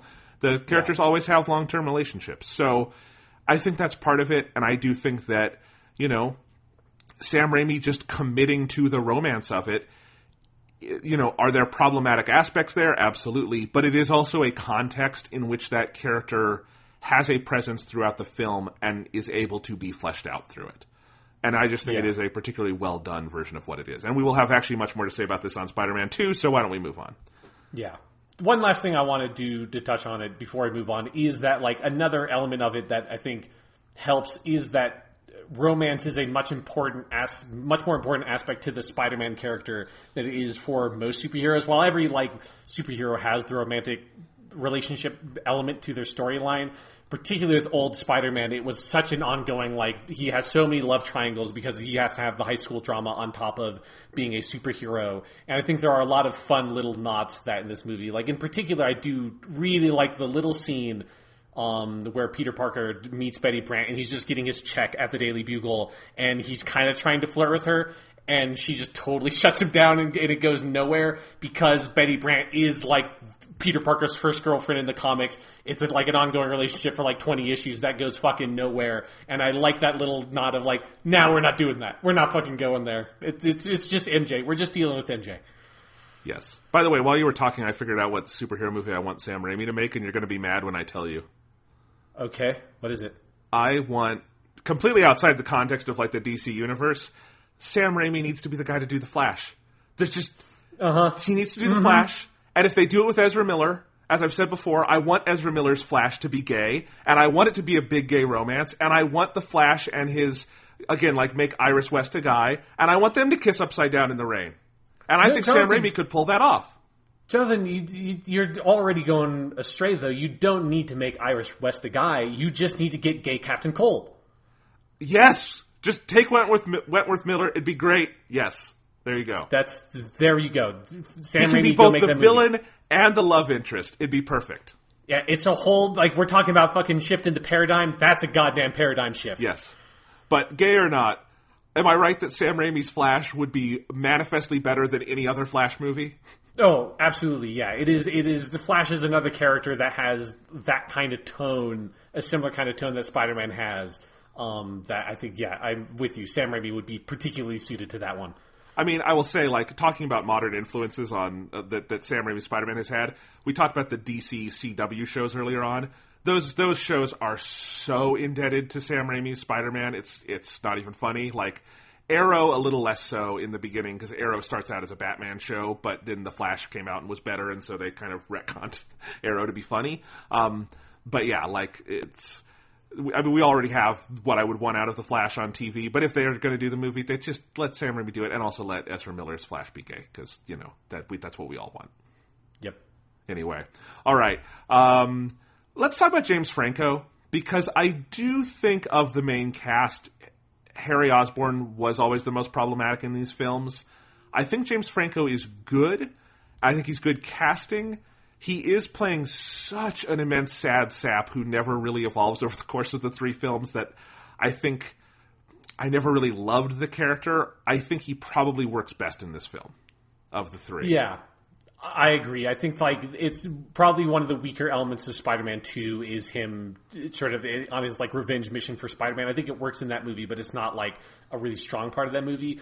In this one, I think the like sad sack Harry Osborn works again as like it's a good mirror to Peter Parker of that he has a lot of the things that Peter doesn't have, but also a lot of things that Peter has, Harry doesn't. So it's like Harry has all the money and he's popular enough at school and he has like enough confidence in himself to be able to ask MJ out and all that stuff in the first half of the movie. But he has this such a toxic relationship with his father, you know, even before Norman goes full Green Goblin again. You have that one scene where Norman pulls up or Norman's driver with Harry pulls up in the Rolls Royce in front of the fucking school field trip, and Harry's like, "Dad, we can't do this. Like, we're going to a public school," and then like, you know, then Norman just sort of like dresses down Harry and just like, "Oh, well, you fucking flunked out of every single private academy I sent you to." Like, it's so clear that Harry has such a toxic home life, which is such a contrast to Peter, who has all the money problems in the world, all those kinds of like problems that are thrust on him from like the social situation and like the socioeconomic situation that he finds himself in. But at his like foundation, he has Aunt May and Uncle Ben, and then his friendships with like MJ that are such wholesome things that sort of like bolster him up. And so I think in that way, James Franco does a good job of being this like pathetic loser that has all the money and all that stuff, but like it doesn't have a self-awareness of that. Like, he doesn't know that he's a loser. Like, Peter understands 100% that he's not popular, that nobody really likes him, that he's like this weird, awkward kid. James Franco's Harry Osborn thinks he's like one of the coolest kids in the school and thinks that like he's hot shit most of the time and doesn't have enough self-awareness to see that like everybody else thinks that you're a fucking piece of shit, dude. Nobody likes you, Harry Osborn. You fucking suck. Like, your dad hates you, and because your dad hates you, you hate yourself and like deep inside yourself, and because you hate yourself deep inside yourself, nobody gives a shit about you, and everyone just kind of like makes fun of you when you're not there. I agree with all of that. I guess if I had one way I would... one thing I wish these movies did with James Franco, and ironically this is actually the one thing Spider-Man 3 does better than 1 and 2, is I wish they gave us a sense of why Peter and MJ like Harry. Like, this is missing the scene, I think, where you see how and why Harry and Peter are friends. I don't mean like an origin story flashback of them meeting in the cafeteria. I just mean a scene of them kind of hanging out, and you get a feel of like what that relationship is. Same way with him and MJ. There is a reading of this where it's just supposed to be a toxic relationship, and she is like repeating, you know, flaws in her family, and and all of that, but that's also maybe a little too dark and heavy for this movie. So there's some of this where I just wish you just saw a little bit of whatever it is that people, because Peter's got to be hanging around with Harry for some reason. And I actually think Spider-Man 3, there's that whole stretch where he has amnesia and he's hanging around with MJ and he's really nice, where they actually let James Franco be charming, which he is. Yeah. And I think they could have used just a tad more of that in these films. Yeah, I definitely agree with that. That it's particularly when Peter, because it's such an offhand line where at graduation, I think Harry Osborn's like, hey Pete, like my dad finally like locked down this apartment in Manhattan, and it's like that's the key you get into like, oh, I guess they're living together now. Like that's such a weird transition that like. They live together after they graduate high school in the comics, and that's like when Peter moves out of Aunt May's house, he moves in with Peter. Like that's something that happens in the comics, so I get that's why it happens in the movie. But it's like the movie itself doesn't do quite enough to justify. I don't buy that Peter would just move in with Harry Osborn yet. Like we haven't, like you said, we haven't seen enough of their like relationship together. We didn't get like that one little scene that sort of tells you, okay, this is why they would be friends. Yeah. Also, how are they friends in this movie if Harry just transferred from a private school to a public school, and it seems like they've been friends for a while? Like, there's a weird... It does not matter. I don't care. Yeah. But there's a weird continuity introduced early on when you have the line from Norman Osborn about you flunked out of every private school I sent you to, and now you're at this new public school, and then he gets out and is with his best friend Peter, and you're like, but Peter wasn't at a private school. How, what? So that's a little weird, but... One trick that they missed from the comics that I wish they had done is there was a very brief period, I think it was in the late 60s with Harry Osborn, where he stopped wearing his bow tie, which I wish they had James Franco was wearing a bow tie, because old Harry Osborn has a fucking bow tie on all the time, and it's so funny. But he takes off the bow tie, and in its replacement, to make himself seem more interesting, because this is how much of a sad sack of shit Harry Osborn is in the comics. He grows a Fu Manchu mustache. Just like a little tiny mustache at the edge of his lips. And that's like, he has it for like a year in the comic books. It's like a dozen issues or so. And it's the fucking most hilarious, horrible look. And because if you've ever read a Spider-Man comic, you probably know that Harry Osborn in the comics has this like weird curly hair. Like him and his dad have this like very strange curly like reddish hair. And he has that and this fucking Fu Manchu mustache. It's like, dude, I get that it's like 1969 or something, but still, holy shit, Harry, you have to shave that thing off. And thank God he does. Eventually he gets rid of it. How did Sam Raimi resist the temptation in Spider-Man 3 when he goes evil to have James Franco grow a fucking Fu Manchu mustache? That would have redeemed that whole movie. That would have sold the new Goblin arc in that movie, I think, really well. All right. Well, now that I'm heartbroken by that, again, just an alternate reality that does not exist. Let's move on. Other things to talk. Okay, other characters we almost forgot. J.K. motherfucking Simmons as J. Jonah motherfucking Jameson is a match made in motherfucking heaven. It is the best casting of any adaptation in the history of film. Like, there is no other character from another source material adapted into film in a performance that is more unbelievable and horrifyingly uncanny than J.K. Simmons as J. Jonah Jameson. It is from the fucking page to the screen. Like when you were talking about the like weird 3D printer that 3D prints actors from the characters, like that's not the 3D printer. That's a fucking deal made with Satan where you sacrificed like 15 people to be able to sort of like congeal from their like the combined organs and blood and flesh of these human sacrifices and created J. Jonah Jameson and summoned him from another dimension in the guise of J.K. Simmons. Like it is horrifyingly perfect. It is so much so. I think you had this tweet when you were watching the movie, Jonathan, that is so much so that there have been 2 Spider-Man movie franchises so far. I guess one is ongoing that have not been able to use the character. Yes, because and he's J. Jonah Jameson is, other than maybe like Lois Lane, probably the most like, and maybe Alfred from Batman, like the most iconic supporting character from any comic book franchise, even before these movies, people knew who J. Jonah Jameson was if they knew anything about Spider-Man. But he is such an important supporting character to Spider-Man. But of the Amazing Spider-Man movies, and so far from what we know, Spider-Man Homecoming and its sequel have not used J. Jonah Jameson. Because how can you use J. Jonah Jameson when it's not J.K. Simmons? Because J.K. Simmons is literally J. Jonah Jameson, summoned from another dimension who decided to live as an actor in our world. Yes, and the part I had to cut out of that tweet was, given that we live in a stupid world where people treat continuities like the fucking streams in Ghostbusters and won't allow them to cross, even though nobody would complain if you put J.K. Simmons in Spider-Man Homecoming. Nobody. Oh, yeah. I mean, okay, there would be some weird internet troll who's like, this messes with continuity because you didn't recast. Fuck you. You just could have put him in there. You could have put him in Amazing Spider-Man, and we all would have been like, that's J. Jonah Jameson. He is... You cannot recast him. He is unrecastable. Whatever that word means.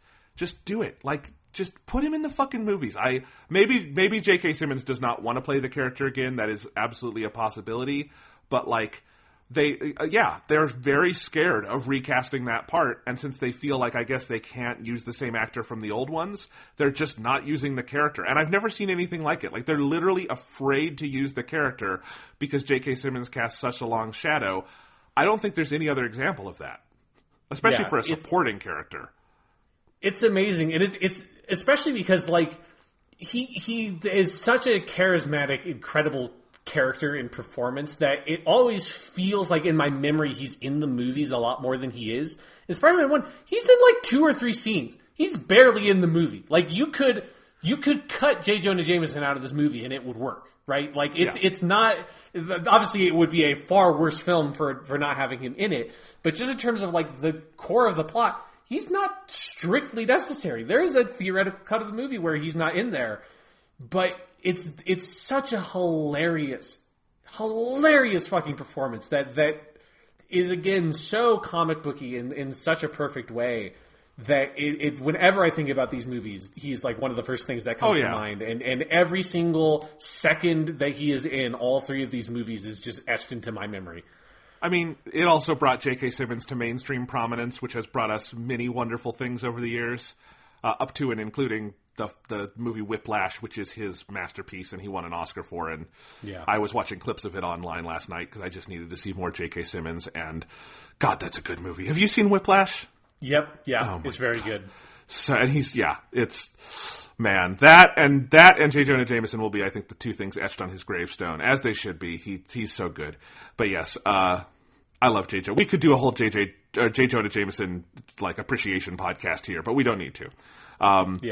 So let's talk about kind of the end of the film, the climax, because it's an interesting thing where it is mixing several things from the comics, and I wanted to hear you talk about that, because the scene on the bridge and then the scene following it are somewhat direct adaptations with, like, different outcomes, right?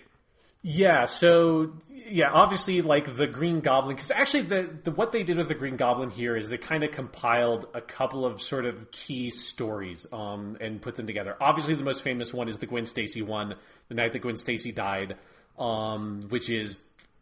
Spoilers, Gwen Stacy dies. And it's the famous scene where Green Goblin, who knows that Peter's Spider-Man, has known that Peter's Spider-Man for a long time at that point, kidnaps Gwen Stacy, drops her off the George Washington Bridge. Spider-Man dives after her, tries to web her to stop her fall before she hits the water, and in so doing causes a whiplash effect that causes her neck to break, and she dies. And then Spider-Man says, well, fucking Green Goblin, I'm going to go get you now. And then the next issue is him hunting down the Green Goblin, also, like, freaking the ever-living shit out of Harry Osborn that is currently, like, recovering from a drug overdose, trying to figure out where Norman Osborn is, tracks him down to one of his Green Goblin warehouses and has a final altercation with him, in which the ending of this movie, of the last scene with Peter and Green Goblin, is pretty close to that scene of they fight, Peter starts eventually winning and beats the shit out of the Green Goblin.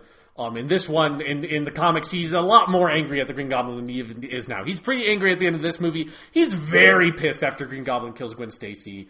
But then Goblin uses the glider, spider sense, flip over it, impales himself, and that whole sequence they use. But the other source, to back up a little bit, because there is a Spider-Man comic that I do want to shout out that I had not read before I started doing this project. That is the, I think, basis for a lot of the dynamic of the Norman Osborn Peter stuff in the second half of the movie, particularly that Thanksgiving scene.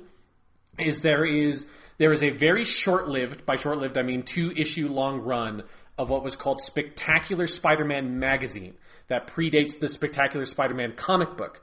And this was Marvel trying to sort of expand out into different spheres of publishing. And so they, instead of it being a comic book, it was like a color magazine with glossy pages. And they made the first issue, I think actually the first issue didn't even have color, and it was just black and white.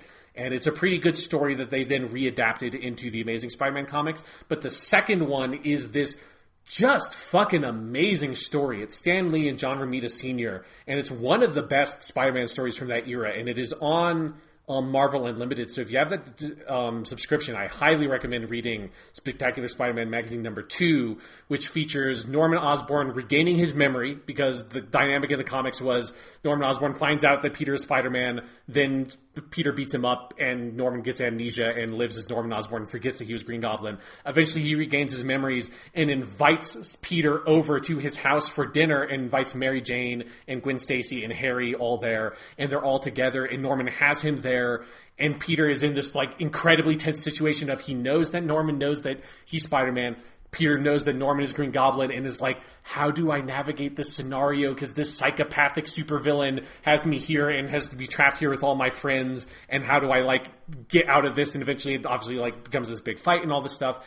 Great issue. And I would be shocked to find out that Sam Raimi had not read that, because a lot of the Green Goblin dynamic and the tension between does he know, does he not know, how has he discovered my secret identity, a lot of that stuff is really condensed in that Spectacular Spider-Man Magazine number 2. So that's something I would go read if you're a fan of that element of this movie, because it's such a good fucking comic book. Well, and that reminds me of the Thanksgiving table scene, which we didn't really talk about, but that is a fucking fantastic sequence. Just, if you want to see how Sam Raimi can direct tension without an obvious kind of horror set piece, look at how he just milks every inch of tension out of the Goblin figuring out who Peter is at dinner at Thanksgiving. That's an amazing sequence. Yeah, it's a great sequence. It's a great comic book, and yeah, it's all that shit's awesome. But yes, the ending of the movie obviously draws from that Gwen Stacy stuff. Gwen Stacy's not in the movie. They don't kill Mary Jane. Right fucking choice. That would have been a really different movie if Mary Jane dies at the end of this movie. Because obviously the circumstances of those characters are all so different. It would be very weird if they went that far with it. But yeah, I actually do really like the dynamic of Green Goblin having Mary Jane and having the tram full of kids and dropping them both. It's choose hero, and then Spider-Man, obviously, because he's a superhero, he chooses to save both and chooses to save everybody he can at great personal cost. And it's a really good superhero moment, and that dynamic is made for this movie. That is not an adaptation of anything from the comics, and I think that's a really smart addition. But also, one of my favorite scenes from this movie is absolutely the last showdown between Spider-Man and Green Goblin. It's so good. Because when Green Goblin knocks Spider-Man into that decrepit, dilapidated old church or whatever it is, it's like he fucking drop kicks him into a totally different movie. It's the lighting and the scenery and everything about the tone. It's it gets so dark and serious. It reminds me almost of the way that Disney movies or Pixar movie will get really dark in that moment of Bambi's mom gets killed and all that shit. Of you're watching this, it's had serious human drama, but for a long stretch it's been fun, campy kind of comic book stuff, and then all of a sudden it's oh my god, they're really kicking the shit out of each other, and Spider-Man's costume is all ripped up and Peter's bleeding and the fucking bomb blows up right in his face, which is something that there's maybe a weird minor continuity error that Peter's face is not all fucking scarred up at that funeral for Norman Osborn. There's that pumpkin bomb blew up 5 fucking inches from your face, Peter. You should probably be dead, or at the very least seriously recovering from that. But yeah, I had forgotten, because of how long it had been, just how brutal that beatdown is. Oh, yeah. Green Goblin just fucking slaps Spider-Man around for 2 or 3 minutes. And then eventually Peter finally sort of like, once Goblin sort of starts threatening Mary Jane and Aunt May again, Peter kind of pulls himself together and enough to fight Goblin. I think that whole sequence is just really, really well done, and is one of the best fight scenes, I think, and particularly like maybe one of the best sort of final confrontations between a hero and a villain in any of these comic book movies. Absolutely, and it is, I think, that there is no other scene like it. It avoids that sort of the thing that a lot of superhero movies run into, where the last confrontation is sort of boring because they've done all the cool stuff already.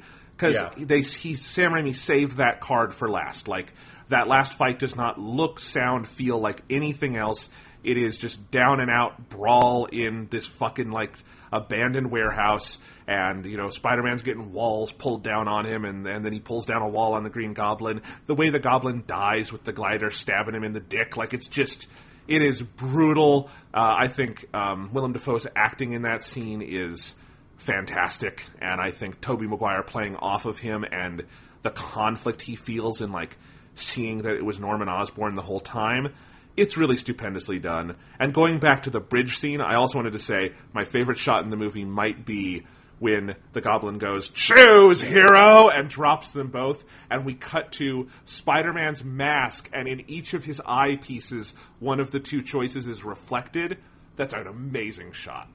Yeah, great fucking shot. Going back to the end sequence in Willem Dafoe's performance, another one of those little Sam Raimi touches that I love so much. It's one of those things that, like, no other director would ever do this, is right when that glider is coming in, it cuts close up to Willem Dafoe's face, he goes, "Oh," and then he gets impaled. Just perfect. Just a perfect fucking little tiny moment. It's like absolutely it's fucking like a fourth of a second of film, but again, it's one of those things where so much of the identity and personality of the filmmaker, I feel like, comes across that it adds this little extra impact and oomph to that villain's death. It's like, oh, and he sees what's about to happen, and then he gets hit, and then also just his whole like "don't tell Harry" and collapses. Like, everything about that, his performance there and the way it's constructed is so well done. Yeah, I couldn't agree more. It's just a fucking little masterpiece of a moment. That whole scene is great. I think the scene at the funeral at the end is really well done. His last exchange with Mary Jane, the walking off into the sunset, being like, "I am Spider-Man." It's great. And then the band that plays in the end credits, by the way, is Nickelback, which... Oh, of course. Yeah. Yeah. It's, to be fair, it's probably the best thing Nickelback ever did. I mean, they're associated with greatness, so, it's there. Yeah. It's definitely there. It's not as good as the song at the end of Spider-Man 2 by some emo band whose name I do not remember. Dashboard Confessional is the one at the end, which is the most mid-2000s band name you could possibly have. Yeah. Anyway, another couple things to talk about. Speaking of music, Danny Elfman's score is so good. I wrote on Twitter last night, I think there are, and tell me if you agree, 4 great superhero movie scores, or scores for series. I think there's Superman the movie, John Williams. I think there's the Hans Zimmer, James Newton Howard, Dark Knight stuff.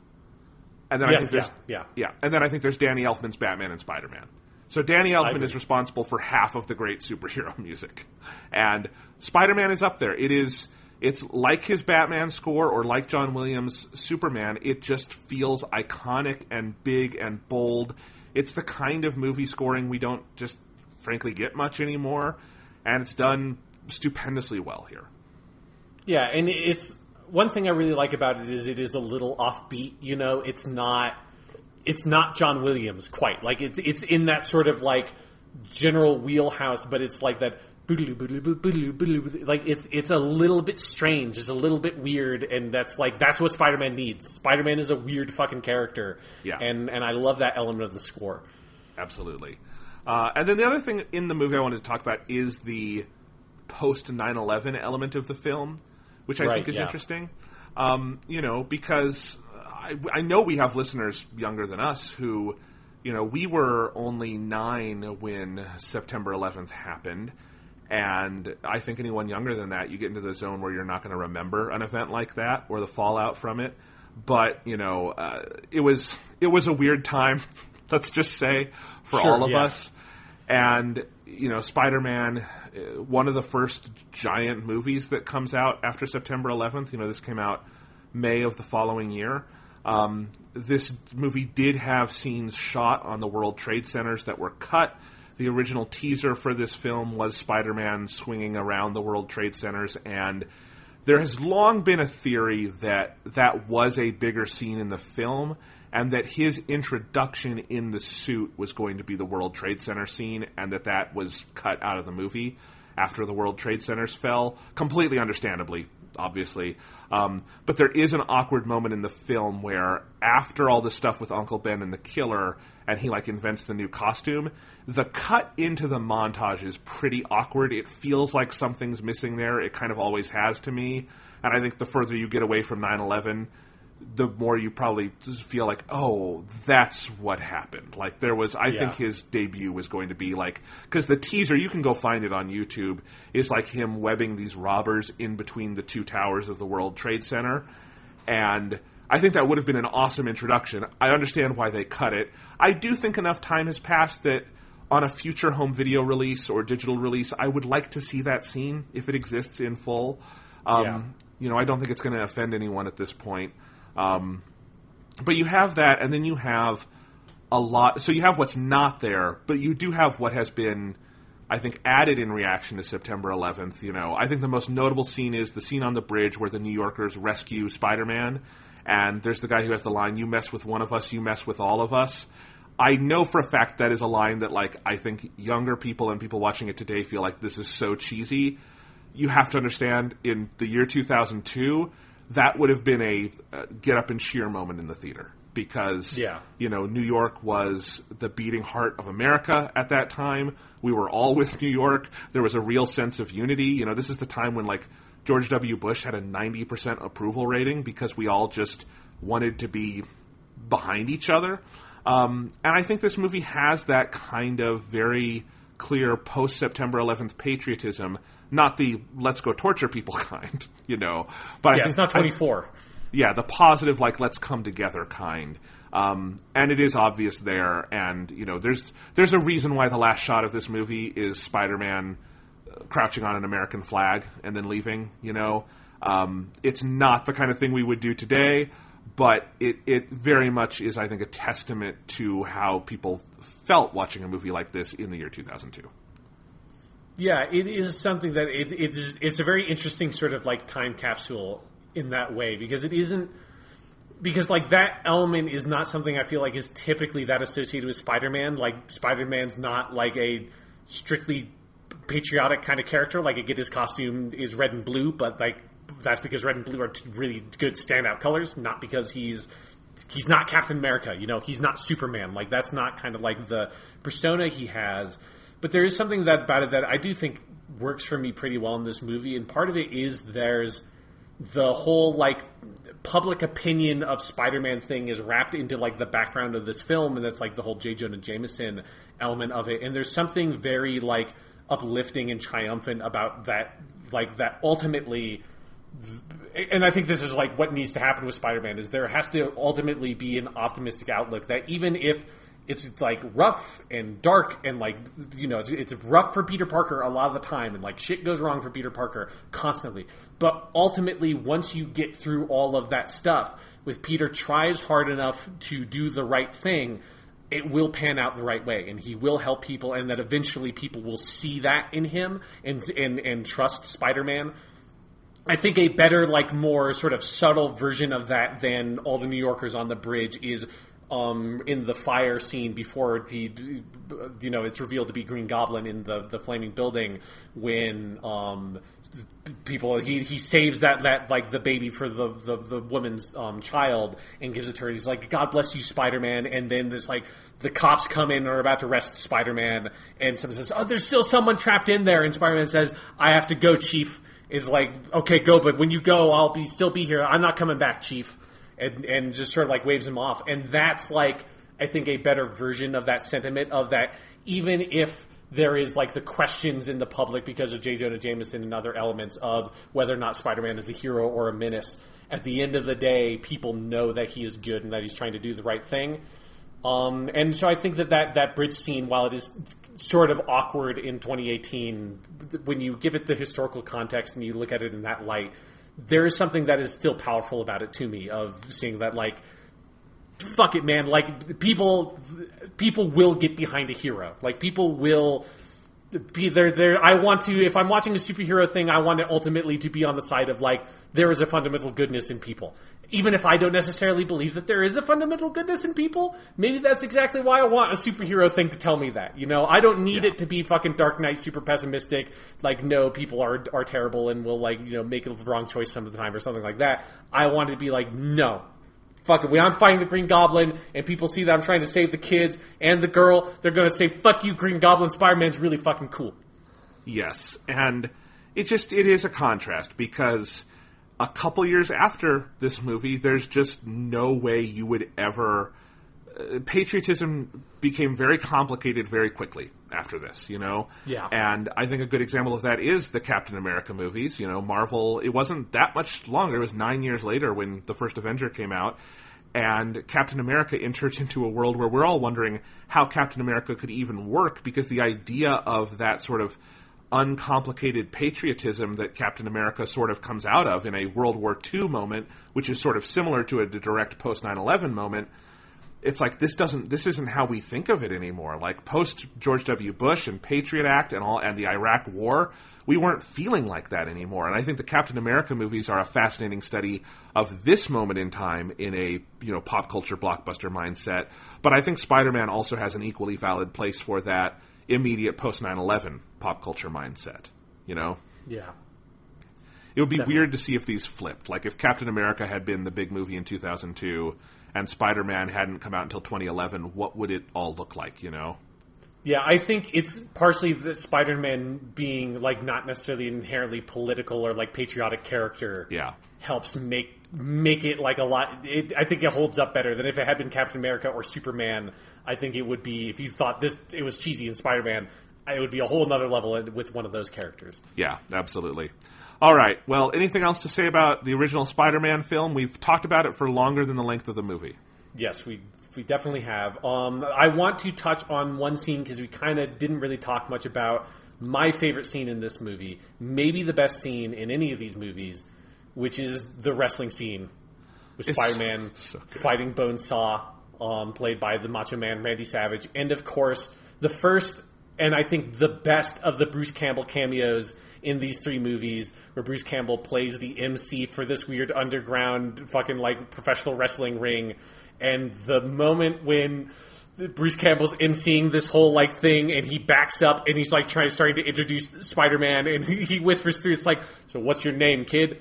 The Human Spider. The Human Spider? That's the best you got. Oh, that sucks. And then he transitions into Bruce Campbell's delivery of Amazing Spider-Man when he says, the Amazing Spider-Man, is how in my head that phrase must be spoken 100% of the time. Even if I don't verbalize it, when I'm reading, whenever I'm like load up a new issue of The Amazing Spider-Man that I'm about to read, and I see the title, The Amazing Spider-Man, and even when I'm saying it right now, in my head, it's not The Amazing Spider-Man, it's The Amazing Spider-Man. I can't say how much I love that Bruce Campbell is the guy who gives Spider-Man his name in this series.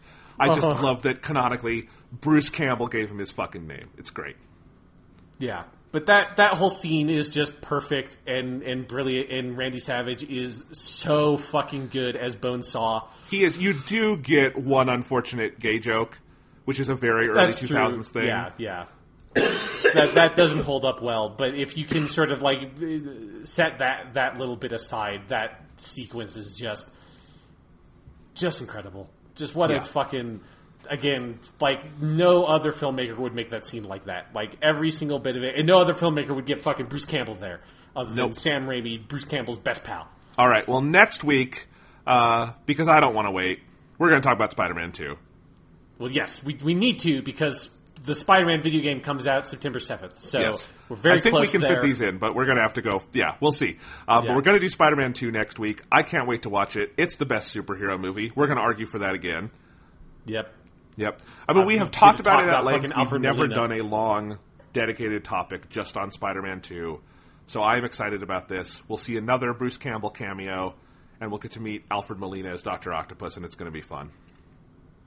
I'm very excited to watch that movie again, and then I'm very excited at the end of this project, us creating and debating our list of the top 3 Bruce Campbell cameos in Spider-Man movies.